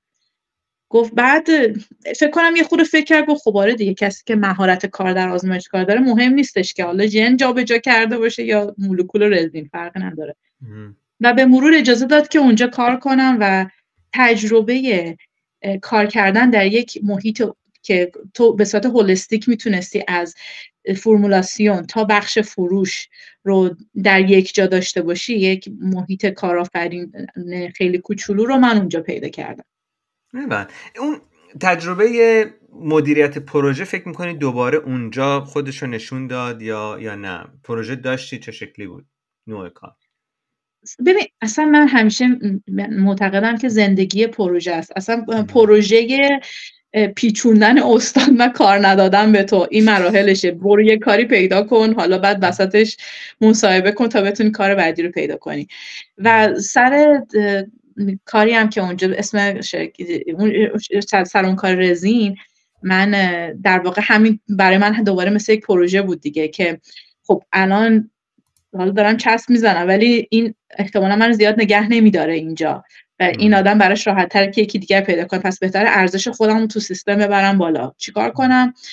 و اینکه میتونم این زمانم رو توی رزومم یه چیز بهتر بذارم، میتونم بزنم من ریسرچ اسوسییت بودم اینجا. و به مرور مثلا تو همون آزمایشگاه کوچولویی که داشت بهش گفتم که بیا مثلا یه سری ترکیبات نقره بزنیم توی رزینا که بتونیم اینو به بیمارستانا بفروشیم، خاصیت مثلا آنتی میکروبیال پیدا کنه. که مثلا خوشش اومد. بعد یه دو تا آشنا داشتم مثلا توی بیمارستان، باشون تماس گرفتم که ببین کی میاد مثلا این کاراتون انجام میده. بعد با اون کانترکتورها صحبت کردیم. کارای این شکلی. دل تنگ نمیشد برای فضای با پرستیژ دانشگاه یا ریسرچ ژنتیک یا اینجور چیزا اون موقع اصلا؟ یا دیگه خسته شده بودید، دیگه تموم شده بود اون قضیه؟ وقت این چیزها رو نداشتم که دلم تنگ شه. انقدر متمرکز بودم روی این که از این مرحله برم مرحله بعدی، خیلی وقت نمی‌کردم قصه بخورم. بعد اون وسطا من رادیو پارسانم داشتم، مثلا بعد کانتنت برای اون تولید می‌کردم. من یادم زنگ می‌زدی وسط اتوبان از تو ماشین گاهی اوقات مثلا یه قسمت. آره یا مثلا مصاحبه ها، یا مثلا یکی دو بار مصاحبه های تورنتو رو مثلا من میرفتم انجام میدادم. اینا کمکم میکرد که خیلی فرصت. ببین حسرت و اصولا من بعدن که وقت میکنم میخورم، وقتی خیلی سرم شلوغه حسرت ها رو میذارم تو باکس حسرت که بعدن بهش رسیدگی کنم. اتفاقا نکته جالبی ساینا، چقدر فکر میکنی که شلوغ بودن سر و اینکه آدم وقت فکر کردن نداشته باشه کمک میکنه به اینکه تو یکم عملگرایانه به زندگیت برسی و سرت پایین باشه کارتو درست انجام بدی؟ ببین دو تا لایه هست. یا یه وقتی تو سر خودتو شلوغ میکنی که فکر نکنی، یه وقتی تو فکراتو نگه میداری و کارهای دیگر رو با شدت و قدرت بیشتری انجام میدی که بعد بتونی با هوشیاری برسی به اون فکرها. مال من بیشتر حالت دوم بود. یعنی من هر وقت اومدم قصه بخورم میگفتم ساینا الان تمرکزت به هم میریزه. میشستم تونتون یه دفتری داشتم، میشستم تونتون مینوشتم ناراحتیامو، میذاشتم یک گوشه‌ای که گفتم خب حالا اینا رو مثلا این کارا رو تموم کن، بعد مثلا میشینیم راجبش فکر میکنیم. یعنی خودم با خودم دو تا بودیم در درون خودم دو نفر بودیم. شما سه تا با هم دیگه کار گروهی داشتیم. ببینم این عادت اتفاقا اینا خاطره بود یا چی بود؟ چی می نوشتی؟ این عادت از چه سالی بود؟ ببین من از خیلی از نوجوانی اینجوری بودم که فهمیده بودم که وقتی اینا رو می نویسم، مثلا اینطوری بهت بگم، ما دوم یا سوم راهنمایی یه معلم ادبیات داشتیم، خانم دیبادی. این خانم دیبادی ما رو مجبور کرد و بریم دفتر خاطرات بخریم و همه مسائلمون رو بنویسیم توش و بهمون یاد داده بود که اگرم نمیخوای بنویسی یا حالت خیلی بده، یه خط از اون حال بدتو بنویس اونجا. بعد مثلا بعضی وقتا هم گفت راجبش مثلا میتونی بعداً مثلا یه انشا بنویسی یا یه چیز دیگه. خلاص جرقه اون رو این خانم دیبادی و واقعا امیدوارم هر جا از تنش سلامت باشه. چه فکر اون قشنگی در من کردن ایجاد اون کرد. موقع. آره. بعد چه فایده‌ای داره وقتی که مثلا اینا رو می‌نویسی یا لیست می‌کنی صرفاً؟ خیلی توضیح میدی یا صرفاً لیست می‌کنی؟ چیکار می‌کنی؟ من نه صرفاً لیست میکنم. هنوزم هست یا نه دیگه تموم شد؟ آره من شبا من همیشه یه دونه از اینا دارم کنارم. شبا یه دفتر کوچولو توی این دراور بغل توی پا تخریم دارم که قبل از اینکه بخوابم اگه ببینم یه چیزی سرمو خیلی درگیر کرده، فکرم مشغوله، سریع اینو مینویسم و بعد انگار این از مغزم به دفتر منتقل میشه، درشو میبندم میخوابم. میخوابی. چه باحال. و یک دلیل بیولوژیک داره دیگه. تو چیه بگو؟ ببین نگرانی های تو بیشتر از بخش آمیگدلا میاد، از بخش پس سری میاد و این یک در واقع چرخه غریزی رو فعال میکنه که این برمیگرده از لحاظ تکاملی به هزاران سال گذشته. حالا نمیخوام میلیون ها سال گذشته، نمیخوام خیلی حالا تکنیکیش کنم، ولی کلا ما یک چرخه‌ای داریم که دسترس‌تره بهمون، یک چرخه، یک مسیر نورولوژیکی داریم که این خیلی دم دستمونه و از خطرها ما رو مراقبت میکنه و این چرخه مثلا کمک میکنه اگه یه چیز داغه تا دست میزنیم دستمون رو بکشیم کنار، یا مثلا اگه ببینیم داریم میافتیم یا قلبمون تونتون بزنه بپریم عقب، یا مثلا اگه یه جای خطرناکی رو میبینیم چشامون باز شه و نریم نزدیکش. همین مسیر رو ما برای درگیری‌های کاری، رئیس بی‌تربیت است، نمیدونم مشتری نفهم، برای همه اینا ما به کار میبریم و حس واقعا برخوردمون و رفتارمون با این مسائل دقیقاً مثل همون، چون ببین همه ما تهش پستاندار هستیم دیگه، ممل هستیم دیگه، ما مدل برخوردیمون با اون گورخری که شیر دنبالش کرده خیلی فرق چندانی نداره. اون خیلی دم دستره. فقط گاهی اوقات اون آدمی متمدنانه تر از ماست. بسته به شرایط. آره. دقیقاً. ولی در طی سالها تکامل ما یک بخش پریفرونتال کورتکسی پیدا کردیم که منطقمونه و این تا حدود 25 سالگی خوب کامل میشه و اگر ما این چرخه رو بتونیم با اون بخش پریفرونتال کورتکس قاطی بکنیم، نگرانی که به وجود میاد، بخش منطقمون میتونه اون نگرانی رو هضم بکنه، میتونه اون نگرانی رو منطق بکنه و یک خروجی منطقی تر بده بیرون. یعنی اون لحظه که مثلا نمیتونی بخوابی یا اعصابت خورده از رئیس بی فرهنگ، با خودت بگی خب این رئیسه که مثلا نمیتونه منو بکشه الان، که مثلا نمیتونه که مثلا با دندونش یقه مثلا گردن منو گاز بگیره من بمیرم، که پس این میتونه بمونه، پس من میتونم بخوابم که فردا صبح که حالم بهتره و خوابیدم و انرژی دارم بهتر راجبش فکر کنم. برای من هنوز این اتفاق این خیلی ایداله، برای من هنوز پیش نیومده. من هنوز یک گورخر درون من هنوز از اون شیره آقای رئیسی یا خانم رئیسی که شیره میترسه یکم یا اعصابش خورد میشه. ولی وقتی مینویسی، این نوشتنه، این اکت نوشتن روی کاغذ یک بخشی از پریفرونتال کورتکس، یک نقبی میزنه از بخش منطقت، از بخش جلوی سرت به اون قسمت غریزیت. خیلی جالب. خیلی خوب. ساینا چه مدتی برای این شرکت کار کردی؟ برای این رزین و بعدش که بعد کمک‌های دیگه کردی بهشون؟ زیر 1 سال کار کردم براش. چند ماه، مثلا فکر کنم 6 ماه، 6-7 ماه کار کردم. بذار بهت اینطوری بگم، نه نوامبر شروع کردم. آره اکتبر من فارغ التحصیل شدم، نوامبر شروع کردم و فکر کنم جون دیگه من سر کار جدیدم بودم، یا شایدم یادم نیست، یا تو بهار یا تابستون دیگه تموم شده بود و کار جدیدم رو همین رئیس، همین کاری که باهاش میرفتم. چه آدم باحالی عذاب در اومده بوده.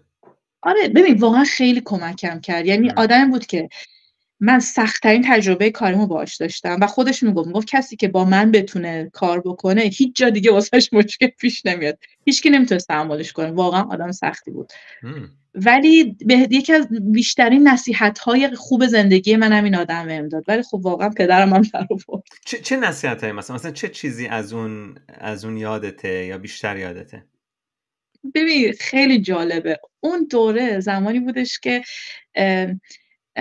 همسر من تو زندگی میخواست وارد بشه و یک کاندیدایی بود و من مطمئن نبودم. هی با خودم گفتم نه من میخوام شاید برم آمریکا، اصلا شاید نمونم، شاید اصلا برم اونجا زندگی کنم، نه ولش کن، من اصلا رابطه واسه چی الان داشته باشم. و هی مینداختمش پشت گوش این داستان رو، تا اینکه یه روز ما داشتیم توی آزمایشگاه کار میکردیم، یه موقعیت یه چیزی رو ساخته بودیم، داشتیم اینا روی کاغذ این رزین رو میکشن که ببینن آیا یه سطح صاف بهت میده یا نه. من داشتم اینو میکشیدم روش رو خیلی دقت میکردم ولی قشنگ معلوم بود نیستم اونجا. اومد و بهم گفتش که مثلا چطور و اینا و دیگه من انقدر ذهنم درگیر گفتم آره قضیه اینه. گفتش که ازم یه سری سوالات پرسید و فهمید که خب داریم در مورد یک آدمی که از لحاظ روانی نرماله، موقعیت آدم خوبیه، تحصیلاتش خوبیه، یک بیسی رو داریم صحبت میکنیم، یعنی آدم غیر عادی نیست، میتونه کاندیدای سالمی باشه برای دیت کردن و شاید ازدواج. و برگشت من گفت ببین ساینا، من وقتی که از مصر اومدم یک عمر خونه نخریدم، هی گفتم نه کارام بهتر میکنم، پولم بیشتر میشه برم محله بهتر، نه الان تمرکزم باید روی این باشه، نه فلان الان خب من فلان مسافرت مثلا ولش کنم اعصابم خورد میشه. میگفت انقدر پشت گوش انداختم، انقدر خونه نخریدم تا الان تو مثلا سن 60 خورده سالگی من تازه دارم مورگیج خونه میدم، در صورتی که همین خونه رو اون زمان مثلا با $200,000 و شاید کمتر میتونستم بخرم. یه جوری زندگی کن انگار تا ابد قراره هر روز بیای این کارخونه با من همین رزینو بکشی روی این ورق، فکر کن که تا ابد اینه زندگی، اگه این باشه چیکار میکنی؟ تو دلم گفتم خب اگه قراره این افتضاح زندگی من باشه بهتره یه دیت سالم و خوبی هم باشه که اون شاید گلیمه این زندگی رو کشید عذاب بیاد. والا جالب بود. و آره این شد که من این جرأت رو پیدا کردم که بدون زیاد فکر کردن همون لیسته که وقتی دیدم خیلیاش کامله برم سمتش و این ریسکو بکنم که این رابطه رو تجربه کنم و خیلی خوشحالم از تصمیمم. خیلی هم عالی. من به هر حال همسرت میشناسم، خیلی آدم باحالیه و تصمیم عالی گرفتی. ولی وقتی برگردیم اون موقع طبعا یه سری تردیدا وجود داره، هم کارت مشخص نیست کامل، هم این نفر مشخص نیست شرایطش چیه، چطوری میشه. کلا تو زندگی تا چه درصدی دوست داری شرایط کامل و خوب باشه برای اینکه بری جلو، برای اینکه حالا میتونه یه رابطه رو شروع کنی یا یه کاری رو شروع کنی یا شرایط رو عوض کنی؟ ببین خب میدونی من الان کارم مدیریت بحرانه دیگه، ریسک میتیگیشن. امروز که داری با من میگی خب من فرمول دارم براش چون درسشو خوندم. بگو. فرمولش اینه که تو باید همه چیزو کمیتی بکنی، یه عدد باید بهش بدی. نمونهش مثلا اومدن ما به آمریکا، اون روزی که ما تصمیم گرفتیم که یعنی به این نقطه رسیدیم که خب آپشن‌های آمریکا رو هم در نظر بگیریم، اولین کاری که کردیم همین بود، یک لیستی نوشتیم از چیزهایی که داریم و چیزهایی که میخوایم و چیزهایی که باید داشته باشیم. یعنی خیلی حیاتی اون چیزهایی که باید داشته باشیم و این توی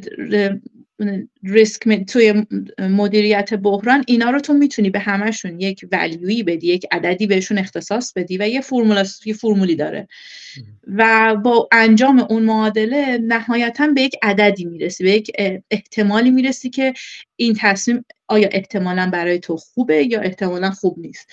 و واقعاً کاری که کردیم که یه فایل اکسل باز کردیم، اینا رو نوشتیم و گذاشتیم تو فرمول، دیدیم بله متأسفانه برخلاف اون چونم دلش یه جور دیگه فکر میکنه، دلش میخواد پیش دوستاش باشه، دلش میخواد جایی رو که 16 سال زندگی کرده اونجا باشه هنوز. دیدیم که نه باید تصمیم بگیریم و خب امروز که دارم باهات صحبت میکنم احساس میکنم که تصمیم خوبی گرفتم.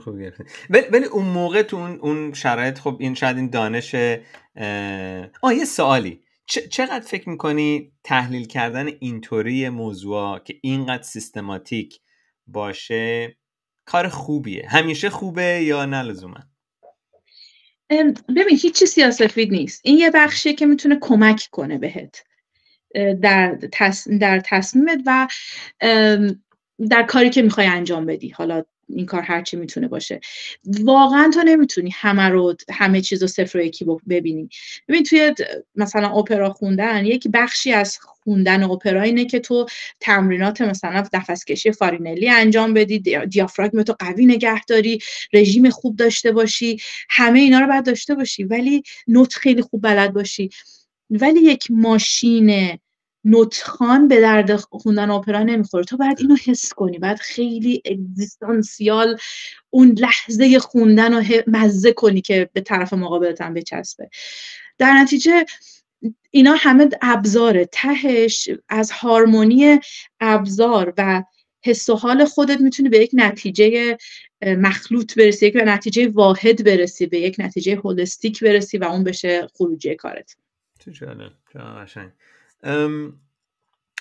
بذار برگردیم به اون موقعیتی که از این کار اومدی بیرون. به هر حال این کاری بود که خیلی ازش یاد گرفتی، کمک کرد که شاید یکم شرایط پایدارتر بشه تو وضعیتی که بودی، و رئیست یه کار دیگه جلوت گذاشت. این چه کاری بود و ارتباطش آیا با رشتت بیشتر بود یا کمتر بود؟ چه جوری بود وضعیتش؟ آره حتما. یا با علایقت شاید. این رئیسی که ازت صحبت میکنم، بعد از یه مدت که با هم کار کردیم، برداشتش از شخصیت من اینطوری بودش که ساینا تو آدم کاریزماتیکی هستی، دارم نظرات اونو میگم، ارتباطت با آدم خیلی خوبه. آره. من خیلی خوبم. گفتش که ارتباطت با آدم خیلی خوبه. اون گفته دیگه، میدونی اون گفته. آره. بگو. تو آزمایشگاه خیلی حوصله نداری، راست میگم. واقعا یه جای دیگه میگه آقا یکی دیگه بیاد اینا رو انجام بده. خیلی حوصله کارت خیلی طولانی مدت واقعا دیگه نداشتم. یعنی قشنگ خودمو سوزونده بودم تو راند اول دانشگاه گوئلف، یه جوری خودمو از بیخ سوزونده بودم با ساعت کاریای بالا که دیگه واقعا حوصله کار طولانی نداشتم روی پروژه‌های تحقیقاتی.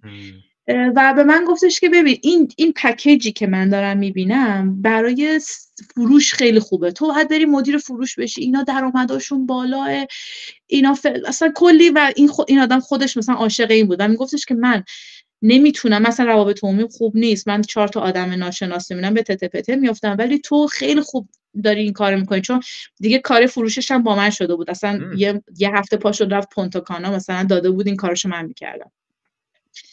و منو معرفی کرد به یه شرکتی که مواد خام میفروختن به شرکت‌های دارویی، به شرکت‌های دارویی و آرایشی و بهداشتی، کلا شرکت‌هایی که فرمولاسیون‌های مربوط به آدم تولید میکنن.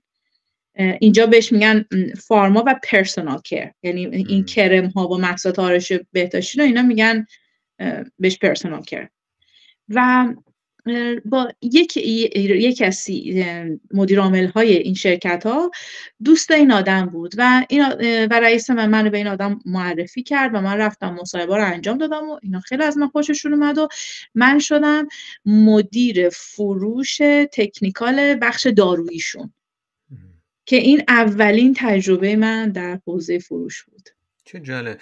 یعنی خودشون محصول تولید میکنن یا نه مواد خامو میدادن میفروختن مواد خام؟ ببین مثلا چی، مثلا تو این قرصای مثلا فکر کن یه قرص تایلنول که تو میخوای بخوری، این شاید مثلا چند گرمشه، مقدار خیلی کوچولویش اون ماده اکتیویه که تو در واقع وارد بدنت میکنی.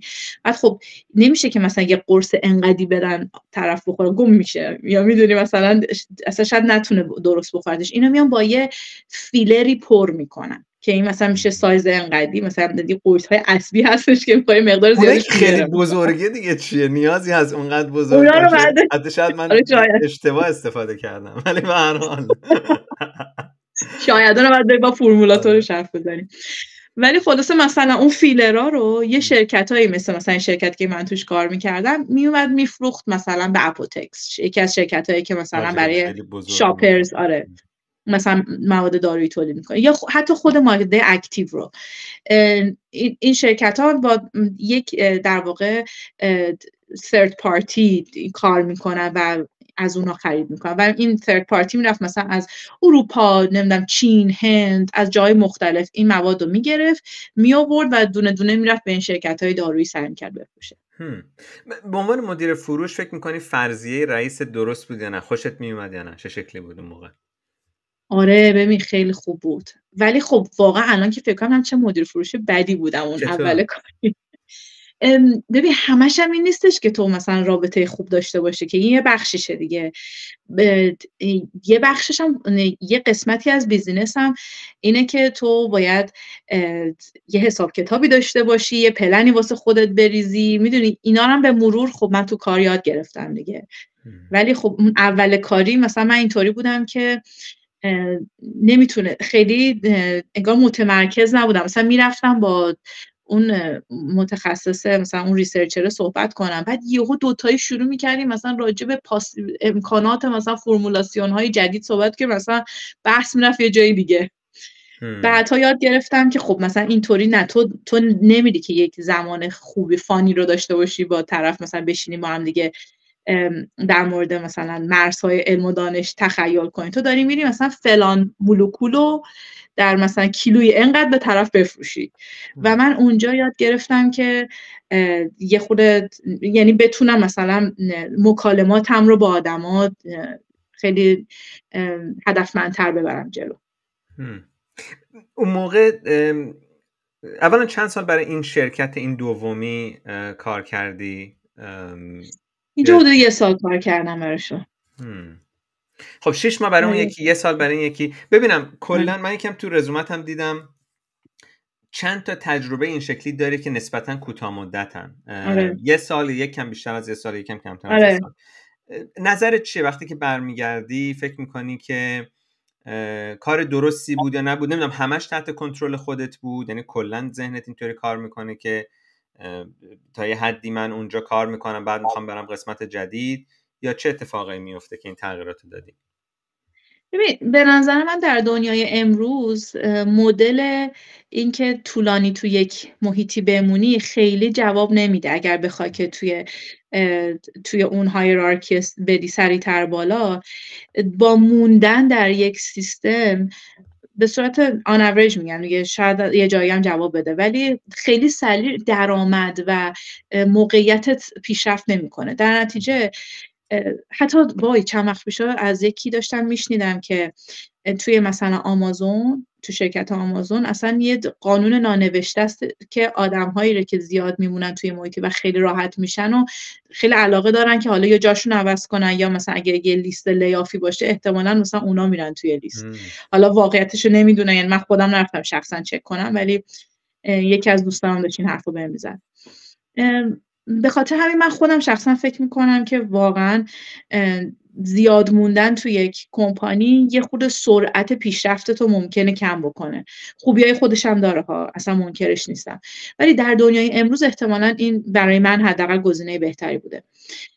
در مورد این شرکت دارویی اتفاقی که افتاد این بودش که من یکی از اکانت های من، یکی از مشتری های من همین شرکت آپولو بود و من با دیرکتور بخش تحقیقاتش خیلی ارتباط خوبی داشتم، از این لحاظ که ما خیلی خوب میتونستیم ایده های جدید بدیم. و مشکل شرکت های دارویی و اصلا کار در حوزه دارویی اینه که کم کنده، یعنی از لحظه که تو یک ایده رو میزنی تا زمانی که این ایده تبدیل مثلا به قرص بشه توی بازار زمان خیلی طولانی میکشه. رگولاتوری دور و برش خیلی پیچیده است. سالیان سال طول میکشه و این خب یه مقداری، و این باعث میشه که آدم‌هایی هم که جذب اون سیستم بشن یک شخصیت‌های خاصی داشته باشن. نه خوبه نه بده، من هیچ نظری نمیدم، ولی کلا همه چی یکم کنتره و با طمأنینه بیشتریه. این شرکت که شرکت پرسونال کر بود، ولی خب مثل بقیه محصولات آرایشی بهداشتی سرعت زیادی داره، چون هر سال یه چیزی مد میشه، یه چیزی جدید، تو باید چیزای جدید تولید کنی، چون آدما این یک بخشی از تفریحاتشونه دیگه، برن وسایل جدید، کرم جدید بخرن، لوازم آرایشی جدید بخرن. و این رو من خیلی دوست داشتم و ما خیلی خوب با هم دیگه میتونستیم صحبت کنیم و ایده های خوبی داشتیم برای هم دیگه، تا اینکه اون دیرکتور رو من پیشنهاد داد که بابا اینو ول کن، بیا اینجا مثلا توی آرندی ما خیلی داره بهمون خوش میگذره، تو هم بیا یک بخش از این داستان بشه. جالبه. تو آرندی اون موقع تو از ریسرچ فاصله گرفتی و کار فروش میکردی. نظرت چی بود نسبت به آرند؟ نظرت مثبت بود که نمیترسیدی که دوباره درگیر اون وضعیت ریسرچی که دانشگاه بودی و شاید اون موقع نظرت مناسب نبود درگیر دوباره اون بشی؟ ببین چیزی که به من گفته بود و این اتفاق افتاد، گفتش که تو بیا اینجا در نقش اپلیکیشن منیجر باشی، یعنی اینکه تو حد فاصله و یا حد ارتباط آرندی و سیلز ما هستی با توجه به بک‌گراندی که داشتم. یعنی چون ببین هر کسی که حالا تو این حوزه هست کاملا درک میکنه من چی میگم. پژوهشگرها زبان ارتباطی متفاوتی دارن با مسئولین فروش و اکثرا این دوتا میشینن تو اتاق با هم دیگه حرف میزنن ولی با هم دیگه حرف نمیزنن، یعنی هر دوتا در دو مسیر موازی دارن میرن جلو. اینکه یه نفر باشه که این دوتا رو بتونه به هم وصل کنه نقطه مهمی هست و این اتفاق برای من افتاد اونجا و من میتونستم تیم آرندیمون خروجی که داشتم ازشون رو خیلی راحت تر میتونستم اون خروجی رو محصولاتش رو اون نتیجهش رو خیلی خوب میتونستم در میون بگذارم با گروه فروشمون و به ایده های خوبی برسیم و کارهای جالب بکنیم. خیلی جالب. تو اون موقع از زندگی به نظرم دیگه دستت اومده بود، داشتی یعنی شرایط موفقیت آمیز بود، داشتی نتیجه خوبی گرفتی. از اطرافیان تو دانشگاه یا مثلا دانشجوی جدیدی که می اومدن تماس باهات میگرفتن که سب کن مثلا اصلا به مخیلت میگنجید که یه روزی که داشتی ژنتیک میخوندی دنبال دایناسور بودی یا هر چیز دیگه که گفتی، یادم نمیاد چی گفتی. دایناسور نه، باکتری بود. باکتری. بعد از اون برسی به این که داری یه کار به نوعی رهبری یه تیم رو داری انجام میدی، 2 تا تیم اپلیکیشن و ریسرچ رو میخوای به هم دیگه وصل بکنی، با آدما سر و کله بزنی، مراقب باشی هم پروژه دارم انجام میشون، آدمایی که اهل علم و دانشن کارشون رو خوب انجام میدن، همون کسایی که میخوان محصول رو بدن بیرون. اصلا فکرشو میکردی یه روزی به این برسه؟ ببین میدونستم آخرش من یه مدیری میشم که با یه عده دارم کار میکنم، با هم یه کاری قراره انجام بدیم، ولی اینکه بیام تو پرسونال کیر اصلا در مخیلم هم واقعا نمیگنجید. با اینکه خیلی دوست دارم، من عاشق لوازم آرایشی بودم، عاشق کرما بودم، خیلی اینا رو دوست داشتم، ولی واقعا فکر نمی‌کردم که این بخشی از کار تخصصی و حرفه‌ای بشه. از بچه‌های دانشگاه کسی باهات تماس میگرفت که نمیدونم کسایی که شاید ژنتیک خوندن مثلا بگن که چه ما می‌خوایم تغییر بدیم چی کار باید بکنیم؟ حرفت برای اون ببین خیلی زیاد، اکثرشون پی اچ دی که میگرفتن. من اون یه دونه‌ای بودم که رفته بودم کار داشتم مثلا پول در می آوردم و دیگه اوضاعم خوب شده بود. بقیه اینطوری بودن که یا جذب خود همون انستیتو میشدن یا اینکه میرفتن پستاک و واقعا توی این حوزه کاری مشخص ما استاد دانشگاه شدن خیلی سخته. خیلی کم کرسی های در دسترس وجود داره، در نتیجه یک موقعیت خیلی پیچیده‌ای میشد دیگه. درآمد یه خورده همیشه سخت کم بود، یا مثلا خیلیشون آخر سر میرفتن تو محیط بیمارستان، بعد اونجا بالا رفتن خیلی سخت بود به عنوان مثلا لب تکی که مثلا چه می‌دونم ماشینای مثلا سیکونسینگ رو ران می‌کرد و اینها، ساعت کاری‌ها بالا بود. بعد خب من یهو رفتم توی حوزه دیگه که داشت درآمدش خیلی بهتر از اون گروه شده بود و کارم هم راحت‌تر بود. خب و خیلی ایمیل میگرفتم. میگم یکیشون مثلا همین هم آزمایشگاه خودم بود که پی اچ دی که گرفته بود، مثلا با هم تماس گرفته بود. بعدها رئیس دپارتمانمون به من یه ایمیل زد که ساینا اگه میتونی پاشو بیا گولف یه تاک بذار، یه مثلا سخنرانی بذار برای بچه‌هایی که دانشجوان و بهشون نشون بده که مثلا چی کار کردی، براشون تعریف کن که چی کار کردی، که اینا بدونن که مثلا تهش واقعا این نیستش که مثلا تا ابد توی آزمایشگاه اینجا کار کنن، یا مثلا فقط این نیستش که میتونن برن دنبال پستاک. فکر میکنی استادای دانشگاه چقدر دیدشون وسیع نسبت به این که چه گزینه‌های دیگه‌ای میتونه برای دانشجوها باشه؟ به هر حال این مسیر بود که تو یه جوره یه مقدار با اتفاق، یه مقدار با علاقه خودت، پشت کار خودت بهش رسیدی. فکر میکنی محیط دانشگاه چقدر میتونه کمک کنه به بچه‌ها که اون قابایی که مردم درست میکنن برای خودشون رو بشکنه که هی چیزای دیگه هم هست اون بیرون؟ ببین آخه خود دانشگاه یه قابه، خیلی نمیتونی ازش انتظار داشته باشی. مسلما تاییدش نمیکنه. مسلما همین استادی هم که به من زنگ زد و گفتش که بیا اینجا یه تاک بذار، خودش کسی بود که اون زمان اگه من میگفتم میخوام این کارو کنم گفت تو دیوانه ای. ولی خب تهش هم وقتی دیگه به اون نقطه ای میرسی که حالا میتونن اسمشو بذارم موفقیت، ممکنه ازت این خواهشو بکنم، ولی مسئله اینه که اصلا خود دانشگاه یکی از همون قاباییه که شاید خیلی هم قاب درستی نباشه. جالب. تو این دوران دوباره برمیگردی دانشگاه، تو میری نمیدونم همین موقع هاست یا یکم بعد از اینه؟ آره همین موقع که میری. خب میتونه توضیح بدی چرا برگشتی دانشگاه، چرا حس کردی که باید درس دیگه بخونی؟ ببین این دانشگاهی که داری میگی دیگه مثل حالت، یعنی این یک پروگرامی بود برای کسایی که تو کارشون دیگه تقریبا سینیور شدن و میخوان یک مهارت ارگانیزیشنالی اضافه کنن به خودشون. یعنی همکلاسیای من همه کارمند یه جایی بودن دیگه، دانشجو نبودن. یک کلاسی بود که خیلی به صورت عملی به تو یک دوره‌ای بود که به تو یاد میداد که آقا این کارا رو مثلا اگه میخوای مدیر پروژه بشی این کارا رو بعد انجام بدی و خب یه پروژه هم بعد انجام میدادی که بر اساس اون یا قبول میشدی یا قبول نمیشدی. در نتیجه این برای من جواب میداد. ولی اینکه مثلا تو فکر کنی من بخوام پاشم دوباره برم دانشگاه و مثلا اون مسیر قبلی رو تکرار کنم، خب مسلما من اون زمان حتما نمی‌کنم. تو این شرایط چرا این پروگرام انتخاب کردی؟ اولا اسمشو بگو و اینکه مثلا حالا کجا بود اگه دوست داری بگو، ولی اسمشو بگو. میگم Masters in Project Management School Business of Schulich School of Business. شولیک. اوکی. بعد MPM شولیک. درسته. چرا مثلا این انتخاب کردی؟ چرا فرضاً MBA شولیک رو انتخاب نکردی یا چیز دیگه ای که چیزای دیگه هم داشت اونجا دیگه؟ این بحث رو من با همون دیرکتوری که بهشون زمان ریپورت میدادم داشتم. من میخواستم اتفاقا MBA برم، ولی چیزی که اون به من گفت، یعنی گفت ببین الان شرکت ما اینو احتیاج داره و ما میتونیم هزینه اینو بهت بدیم، به همین سادگی. اونو پس هزینه‌شو دادن.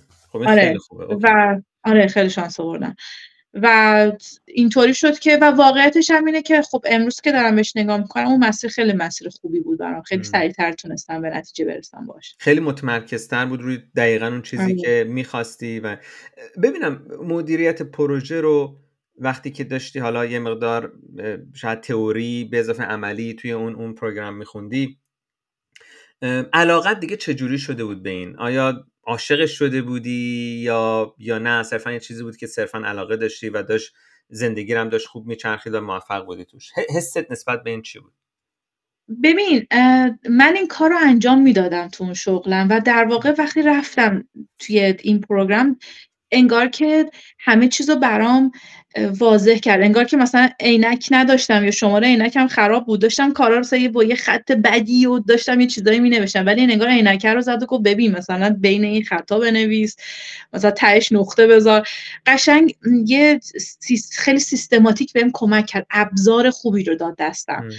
و وقتی که پروگرام تموم شد من تونستم مثلا همه اینا رو توی شرکتی کار میکردم اعمال بکنم و ناگهان دیدم که مثلا تو بازه 1-2 ساله چقدر کار خودم کمتر شد و چقدر همه شروع کردن بهتر انجام دادن کاری که قبلا میکردن.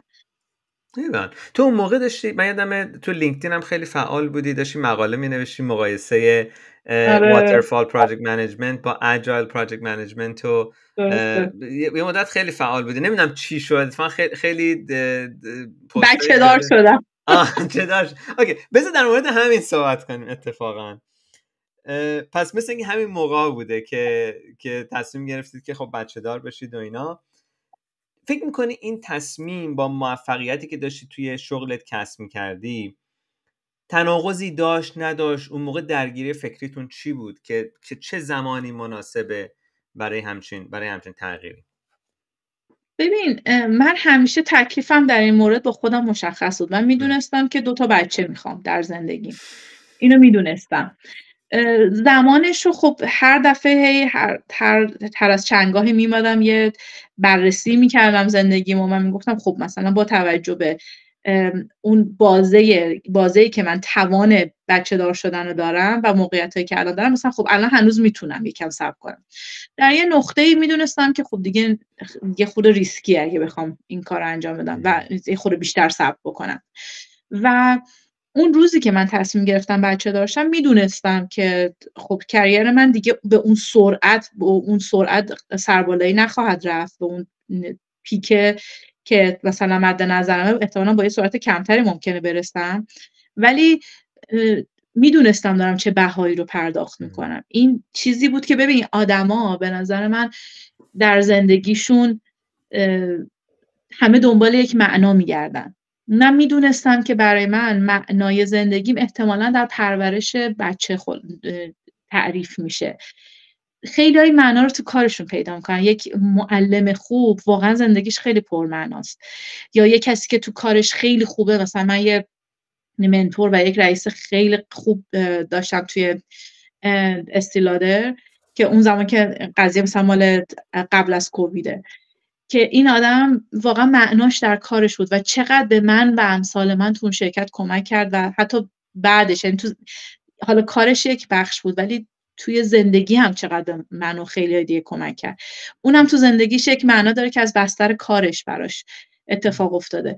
برای من میدونستم که دوست دارم شخصا که عمده معنای زندگیم از بستر پرورش فرزندانم رخ بده. چه جالب.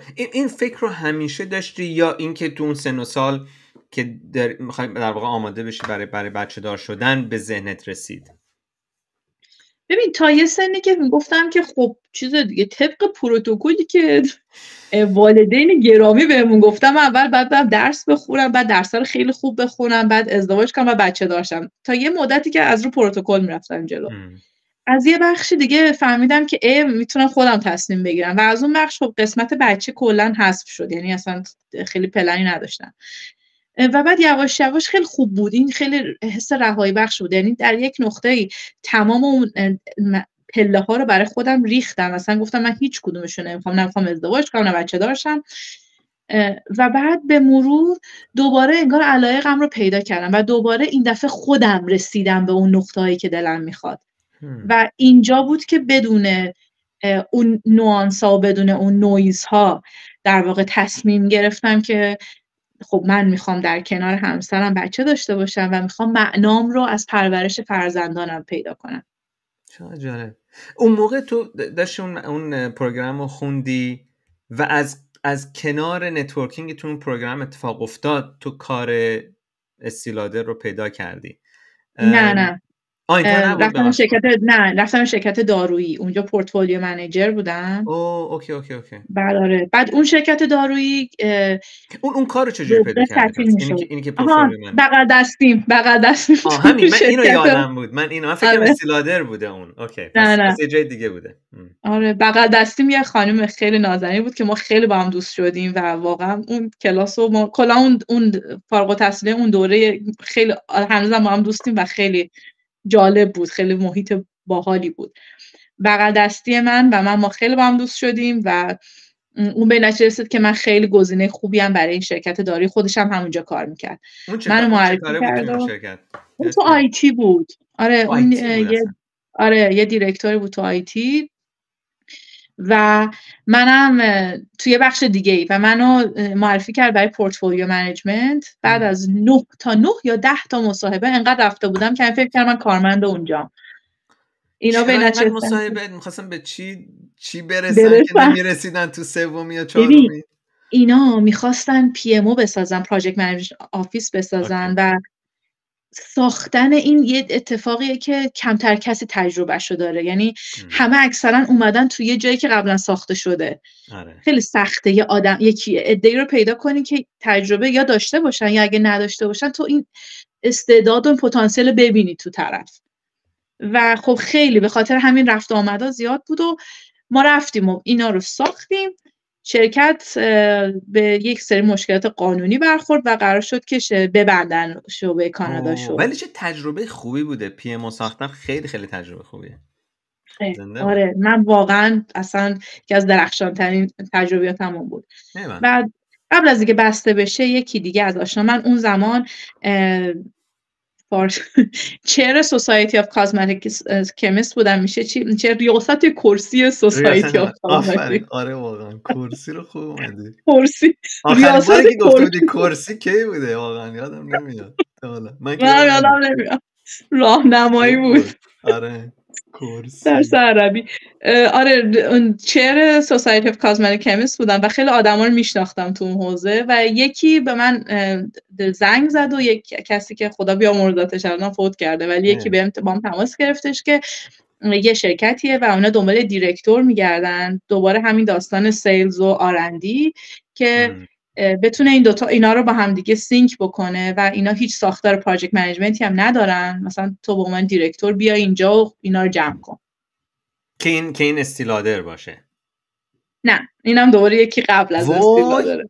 باریکلا. من آره خیلی پریدم این برون بر.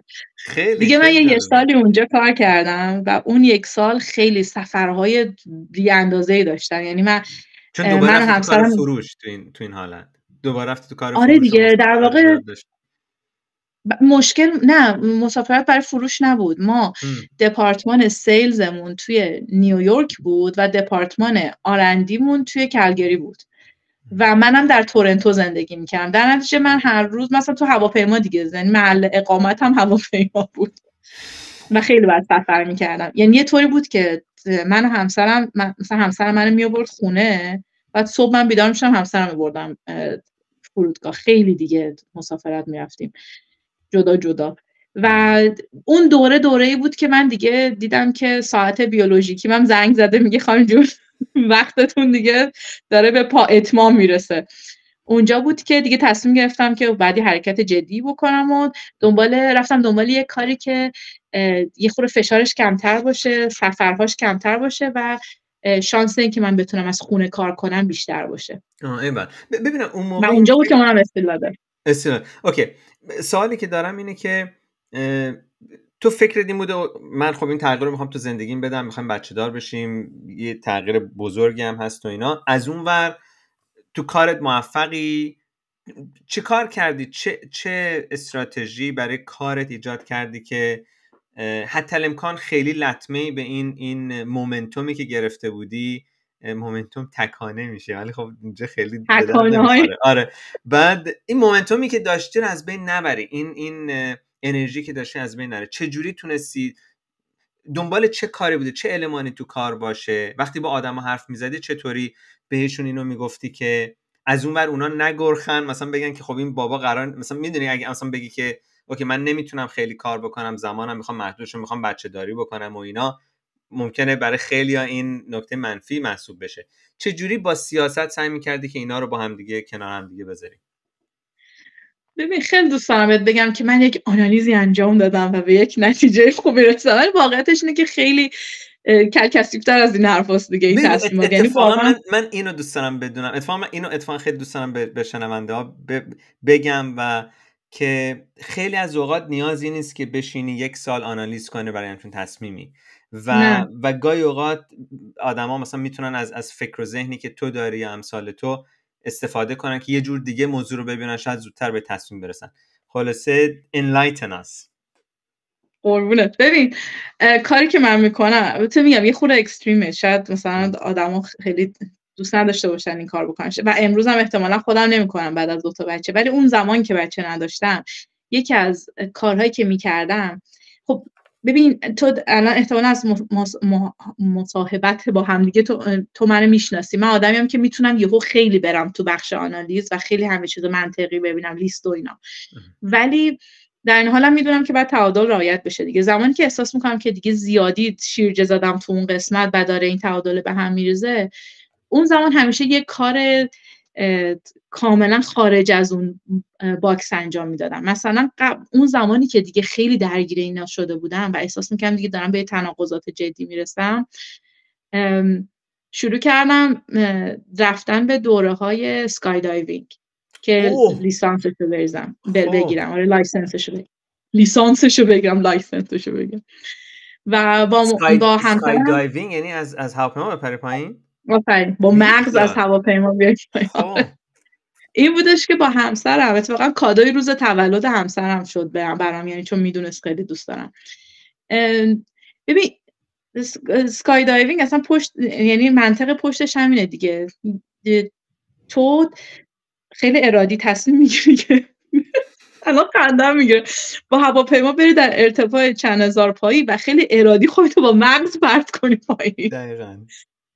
ولی اعتماد کنی به سیستم، اعتماد کنی به اینکه این یه محاسباتی انجام دادی و یک درجاتی از سیفتی رو رعایت کردی و این احتمالاً این یک در عین اینکه یک ریسکی داره ولی احتمال خیلی زیاد تو سالم میرسی پایین و به خودت و آنالیزت اعتماد کنی و خروجیش چیه؟ یک مقدار زیادی آدرنالین و یک حس بی‌نظیر بعدش که اصلا تو یعنی وقتی میرسی پایین من فکر نکنم هیچ چیزی قابل مقایسه باشه. خیلی حس خوبیه. و خب مثلا ببینم تو هیچ موقع از ارتفاع نمیترسیدی؟ میتونم این یعنی از بچگی نه مشکلی اصلا من عاشق ارتفاع بودم. بعد همسرت چه اینطوری هست یا نه؟ دیگه بود که اومد با من احتمال اونم اومد این کارو کرد با هم. اوکی اینطور به غلط ببین یعنی هر دفعه که ما میپریدیم و این تکراری نمیشه دم درش به غلط کردم میومد یا چه کاریه واقعا. من سگ میترسم از ارتفاع اصلا نمیتونم. ایول زنده باد. بعد اون تجربه اکستریم این شکلی اولا چند بار رفتید اسکای دایو؟ مثلا چند باری همچین کاری رو انجام دادید؟ بیشتر از 2-3 بار رفتیم ولی یادم نیست ولی فکر کنم 2-3 بار رو رفتیم دیگه حداقل. بعد اون چه تأثیری داشت تو ذهنت که اصلا یه جور دیگه نمیدونم تأثیر داشت یه جور دیگه ببینی زندگی رو یه کار دیگه بکنی؟ ببین نورمالایزت میکنه دیگه. مثل اینه که ببین مثلا میگم یه روزی که آدم خیلی افسرده است و خیلی داونه تو میتونی مثلا بشینی فکر کنی به این که خب من الان از چه روشی استفاده کنم که مثلا ذهنم باز بشه، یا میتونی بری مثلا یه ورزش خوب بکنی یا بری مثلا بدوی و این اتفاقات فیزیولوژیکی که تو بدنت میفته مودتو خوب کنه. میدونی چی بهت میگم؟ اینم یه خورده اینطوریه، یعنی با فکر کردن هم میتونی این کارو بکنی ولی خیلی وقتا یک حرکت فیزیکی میتونه خیلی تو رو جلو بندازه و بهت خیلی کمک بیشتری بکنه. برای من به این سیستم نکته جواب اتفاقی این شکلی بیفته. این خوب برای تکون داد و این به من کمک میکنه. من همیشه یه حرکت اینطوری بهم کمک کرده ولی خب همیشه سعی میکنم که محاسبه شده انجام بدم و دیوانگی نکنم. تو این مورد خاص، تو این برهه خاص تو زندگی این چه تأثیری داشت و چطوری کمکت کرد که قدم بعدی رو درست‌تر برداری؟ یه حسی بهت میده که خب تو اگه میتونی، یعنی یه حسی بهت میده که خب پریدن از هواپیما یک جامپیه دیگه. پریدن از هواپیما با سر تو فضا اینم آوتکامش بد نیست، تهش حال خوب بهت میده. پس شاید پریدن از این زندگی محاسبه شده توی پدری یا مادری با توجه به علایق شخصیت و محاسباتی که قبلا کردی اگه بتونی از این ترس عبور کنی احتمالا اون برش اتفاق خوبیه. این به من کمک کرده که اون پریدنه در واقع پریدن از اون ترس است. ببین خیلی وقتا توی زندگی خیلی استیبلی داریم، مثلا من توی اون شرکت دارویی حالا میگفتن ما میخوایم بریم و اینا ولی خیلی یعنی میخوایم در اینجا رو ببندیم بره، ولی به منم میگفتن که مثلا ما میخوایم زیر یه اسم دیگه کار کنیم احتمالاً تو میتونی اونجام کار کنی، یعنی یه استابیلیتی بود دیگه. این که من بخوام یه همچین پرشی داشته باشم برم یه شرکت دیگه که اونجا خیلی تریکی بود چون واقعا قرار بود یه چیزی بسازم اونجا، اون خودش ترسی داشت و هم در اون برهه و هم در زمانی که من وقتی تو اون شرکت بودم تصمیم گرفتم بچه داشتم، در هر دو حالت من واقعا به یک تکانه این شکلی احتیاج داشتم و سر کار وقتی اونجا که دیرکتور بودم اینطوری نبودش که اون مثلا کارم باشون خیلی ترتمیز تموم بشه و بگم که خب من پی ام اوی شماری ساختم و دارم میرم استیل داده. اتفاق اینطوری پیش اومد که من داشتم بچه دار شدم فکر میکردم و خیلی جدی با همسرم در موردش صحبت میکردیم و در این حیث و بیس ترامپ اومد روی کار و به ایرانیا دیگه ویزا نمیداد برای رفتن، یا تا یه دوره اصلا ویزا نمیگرفتن و من بیچاره مثلا کسایی که حتی گرین کارت داشتن تو آمریکا، ایرانی گرین کارت داشتن تو آمریکا گیر کرده بودن. آره و اون زمان من پرمننت رزیدنسی داشتم ولی سیتیزن کانادا نبودم هنوز، یعنی مثلا یه چند ماه واقعا بهت میگم مثلا 2-3 ماه بعدش من سیتیزن شدم، ولی اون دوره‌ای بود که من هنوز با پرمننت رزیدنسی بودم و به من ویزا ندادن و من ریجکت شدم برای اولین بار در زندگیم و دیگه اینا خیلی تلاش کردن، وکیل گرفتن، پوش کردن، هیچی. اینا گفتن نه شما باید بمونین و حالا صبر کنیم، مثلا یه سال دیگه شاید به شما یه سینگل انترنس بدیم. و اینا همه قبل از کوویده که همه انتظار داشتن تو فیزیکی مثلا بری بشینی مثلا دوره میزی. و اونجا بود که خب خیلی کار به جای باریک کشید و اونا میگفتن وای ما نمیتونیم اینطوری کار بکنیم و در یه نقطه من دیدم که خب اصلا نمیشه ادامه داد. از شرکت اومدم بیرون و زمانی که دنبال کار میگشتم من باردار شدم. و اون زمانی که 4-5 ماه باردار بودم رفتم در این مصاحبه استیلاده و شغل رو گرفتم، بهشونم گفتم باردارم و اونا گفتن اشکالی نداره بیا یه مثلا چند ماه کار کن و وقتی که داری میری ما یکی موقتی پیدا می‌کنیم تا دوباره برگردی. حین مصاحبه میدونستن تو بارداری؟ اون عکس العملی براشون نداشت یا نظرشون تغییری فکر نمی‌کنین کرده باشه؟ ببین مصاحبه اولو که رفتم که تا زمانی که ازم نپرسن که چیزی بهشون نمیگم. آره نگفتم بهشون. ولی وقتی که مصاحبه رفت جلو و اون قسمت اولیه‌اش رد شد، من به اون هایرینگ منیجر، اون کسی که با هم باید کار میکرد، بهش گفتم که ببین مثلا من درک میکنم که شما به یکی اینطوری به یک کسی خیلی احتیاجه، من احساس میکنم خیلی همه چی خوب داره پیش میره، من این مسئله هست ولی کاملا برای من قابل درکه. ما میتونیم حتی بدون اینکه حتی تو نرو بگی من خودم بگم که من از همینجا مثلا ویدرا میکنم و ادامه نمیدم. و این فکر میکنم این ترانسپرنسی من، این شفافیت من و صداقت من، حالا خیلی شعاریه ولی واقعا تاثیر داشت. و اون خانوم که خودش یک مادر بود خیلی با من ارتباط برقرار کرد و خیلی کمک کرد بهم.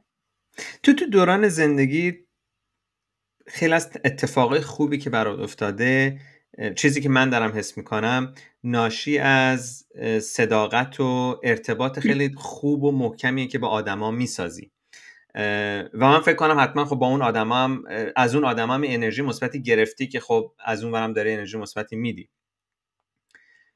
تو مثلا تو ارتباطهای کاری چه کارایی میکنی که یا چه صحبتایی میکنی که اعتماد طرف جلب بشه، اون ارتباط خوب ایجاد بشه بدون اینکه مثلا شاید الکی زود صمیمی بشی یا مثلا یه سری مرزا رو از بین ببری؟ من مثلا تو ذهنم اون رئیس اون شرکت اولی است که رزین کار میکردی، یا بعدن کسی که کنارش بغل دستت نشسته بود توی اون پروگرامی که داشته تو دانشگاه، یا مثلا این خانوم تو این کیس. فکر میکنید چه چیزی تو نوع ارتباطت هست که نه خیلی الکی زیادی صمیمی و مصنوعیه و از اون ور آدمی نیستی که خیلی محافظه کار باشه که اصلا بخوای این صمیمیت رو ایجاد نکنی؟ اساسا من اصالتا به آدم ها علاقه دارم، واقعا از ارتباط با آدم ها لذت میبرم و این یعنی از این ارتباط هیچ وقت به عنوان یک فکر نمی کنم که الان یک ابزاره برای من برای رسیدن به یه چیزی. و به نظر من این خودش رو منیفست میکنه در نوع برخوردن با آدم ها و اونها هم میفهمن که یک علاقه خالصانه است. ببخشید حقوق زدم. ولی خب در طی این سالهایی هم که کار کردم فهمیدم که یک مرزی رو هم باید بذارم. یعنی تو سر کارت قرار نیستش که صمیمی‌ترین دوستت ممکنه از پیدا کنی، ولی قرار نیست صمیمی‌ترین دوستای زندگیت رو بری مثلا توی همه همکارات باشون سعی کنی خیلی رابطت صمیمی بشه. یک مقدار کنترل شده و تعریف شده از آسیب پذیری رو، از اشتراک گذاری آسیب پذیری هات با دیگران میتونه بهت کمک کنه که اون ارتباط شکل بگیره، ولی باید خیلی مواظب باشی و این دیگه همش برمیگرده به اون تجربت و اینکه چجوری بتونی این رقص ارتباطی رو مدیریت کنی. واقعا به نظر من مثل رقصه، یه مقدارش تکنیکه ولی یه مقدارش هم اون حس و حال خودته که همه اینا رو میچسبونه به هم و مجموعش یک هارمونی خیلی خوبی میشه که بهش میگن رابطه انسانی. ساینا الان ما 1 ساعت و 50 دقیقه است طبق تایمر اینجا داریم صحبت میکنیم و خیلی صحبتات جالب بود. ما با اینکه سال‌هاست هم دیگه رو میشناسیم خیلی از این اطلاعات برای من جدید بود و خیلی باحال بود. من ساینا میخوام یه سوال ازت بپرسم شاید سوال شاید آخرم، بعد میخوام بسپارم به تو و اگه صحبت پایانی داشتی. تو زندگیت برای من خیلی جالبه. یه سری الگوها من دارم میرم، الگوهای رفتاری. یه مورد این که واقعا از تجربه کردن نمیترسی. اتفاقی که تو زندگی افتاده همش برات قابل استفاده است، ولی چیزایی نیستن که تعیین کننده باشن یا تو رو توی قالب بخوام بندازن. تو ازشون استفاده میکنی، چیزای خوبش رو ور میداری، میری قدم بعدی و سعی میکنی که اون قدم رو درست بکنی بدون اینکه مثلا بگی که من ژنتیک خوندم همیشه باید ژنتیک بخونم. این برای من خیلی جالبه. بعد برای یه سری تصمیم گیری‌ها کارهای خیلی جالبی میکنی، مثل این قضیه این که بری اسکای دایوینگ و یه طوری سیستم و مهمتر از ریست اون کنی. آره دقیقاً سیستم رو ریست کنی. آره لغت خوبی بود. و شاید قشنگتر از همه اینا یا مثلا در کنار اینا به نظرم یه گزینه خیلی خیلی مهم دیگه ارتباط قوی گرفتن با آدم هست. آخر سر سوالی که من دارم اینه که تو همه این مدت باید کار بکنی، باید آوتپوت داشته باشی، باید یه گزارش رو آماده بکنی، یه سری آدم رو مدیریت بکنی. چقدر معتقدی که باید آدم عشق و علاقه داشته باشه به کارش که کمکت کنه بری جلو؟ تعریفت چیه برای این؟ ببین الان دوباره میگه فقط 1% بسیار کمی از آدم‌ها این شانس رو پیدا میکنن که به علایق واقعیشون دست پیدا کنن و اون بشه کارشون. این یک واقعیت بسیار به نظر من درستیه و کسانی که مثل امثال ما در فرهنگ‌های بزرگ شدن که واقعا همه چی قالبی بوده، یعنی همه ماها، من قشنگ یادمه من زمانی که دانش آموز بودم موقعی که وقت درس انشا میشد میگفتن که خب میخواهید در آینده چه کار شوید، به یه جایی میرسیم که معلم میگه بابا تو رو خدا یکی توی که نمیخواد دکتر، مهندس، وکیل بشه بیاد بخونه و اکثرا نبود، کسی نبود و آخرش هم معلمه میگفتش که خب بابا حالا مثلا فلانی که خوب مینویسه بیاد که حداقل مثلا یه چیز خوب بشنویم. برای ماها خیلی این میخوام بهت بگم این مسئله خیلی سخت داره که واقعا شانس این رو داشته باشیم که به اون علاقه اصلی، به اون پشن واقعیمون دسترسی پیدا بکنیم. برای من تو این سالها و این به مرور پیش اومد، یعنی واقعا جوونی من شاید اینطوری نبود، ولی مهاجرت و مجموعه تغییرهایی که برای من در زندگی پیش اومد منو به این نقطه رسوند که آقا جان هر کاری که میکنی رو سعی کن یا حال بکنی توش یا ببینی از کدوم قسمتش میتونی لذت ببری و به مرور این خودش تو رو هدایت میکنه به اون سمتی که علاقه واقعیت هست. و این واقعا از همون دوره دانشگاه گوئلف تا الان به من خیلی کمک کرده. من هر جایی رفتم که حتی اصلا هم دوستش نداشتم توش یه المانی پیدا کردم، یک نقطه‌ای رو پیدا کردم که باهاش حال کنم و از همون نقطه انگار درها برون باز شده. خیلی جالب. من یاد اون صحبتی که شاید با اون کارخونه رزینه که هی من میتونم فرمولاسیونتون رو تغییر بدم، شاید اونجا اون دره بود که برات باز شد و یه جوری خودت تونستی نشون بدی. ساینا خیلی چسبید صحبتمون. من میخوام تیکه آخرش رو بسپارم به تو. چیزی هست که بخوای اشاره بکنی که صحبتشو نکرده باشیم برای برنامه؟ فقط میخوام یه چیز آخری رو بگم و اونم اینه که هیچ وقت یادمون نره که ما یکی از بزرگترین معجزات جهان هستی هستیم. از بین میلیاردها میلیارد احتمال زندگی که هیچ وقت به وجود نیامده ما تونستیم به وجود بیایم و آقا حالش رو ببرین، همین یه باره. اینا خیلی خیلی مهمه که آدم هر روز صبح که از خواب پار میشه یا هر شب که میخواد بخوابه یادش بیاد که چقدر خوششانسه و چقدر باید حواسش جمع باشه که هر ثانیه‌ای که داره زندگی میکنه اون ثانیه‌ای هستش که میلیاردها میلیارد زندگی که دوست داشتن باشن الان وجود ندارن که حتی بتونن تجربهش کنن. خیلی قشنگ. حیفم یه چیز دیگه بگم. عالی بود ساینا، دست درد نکنه. مرسی که اومدی نیمکت. متشکرم.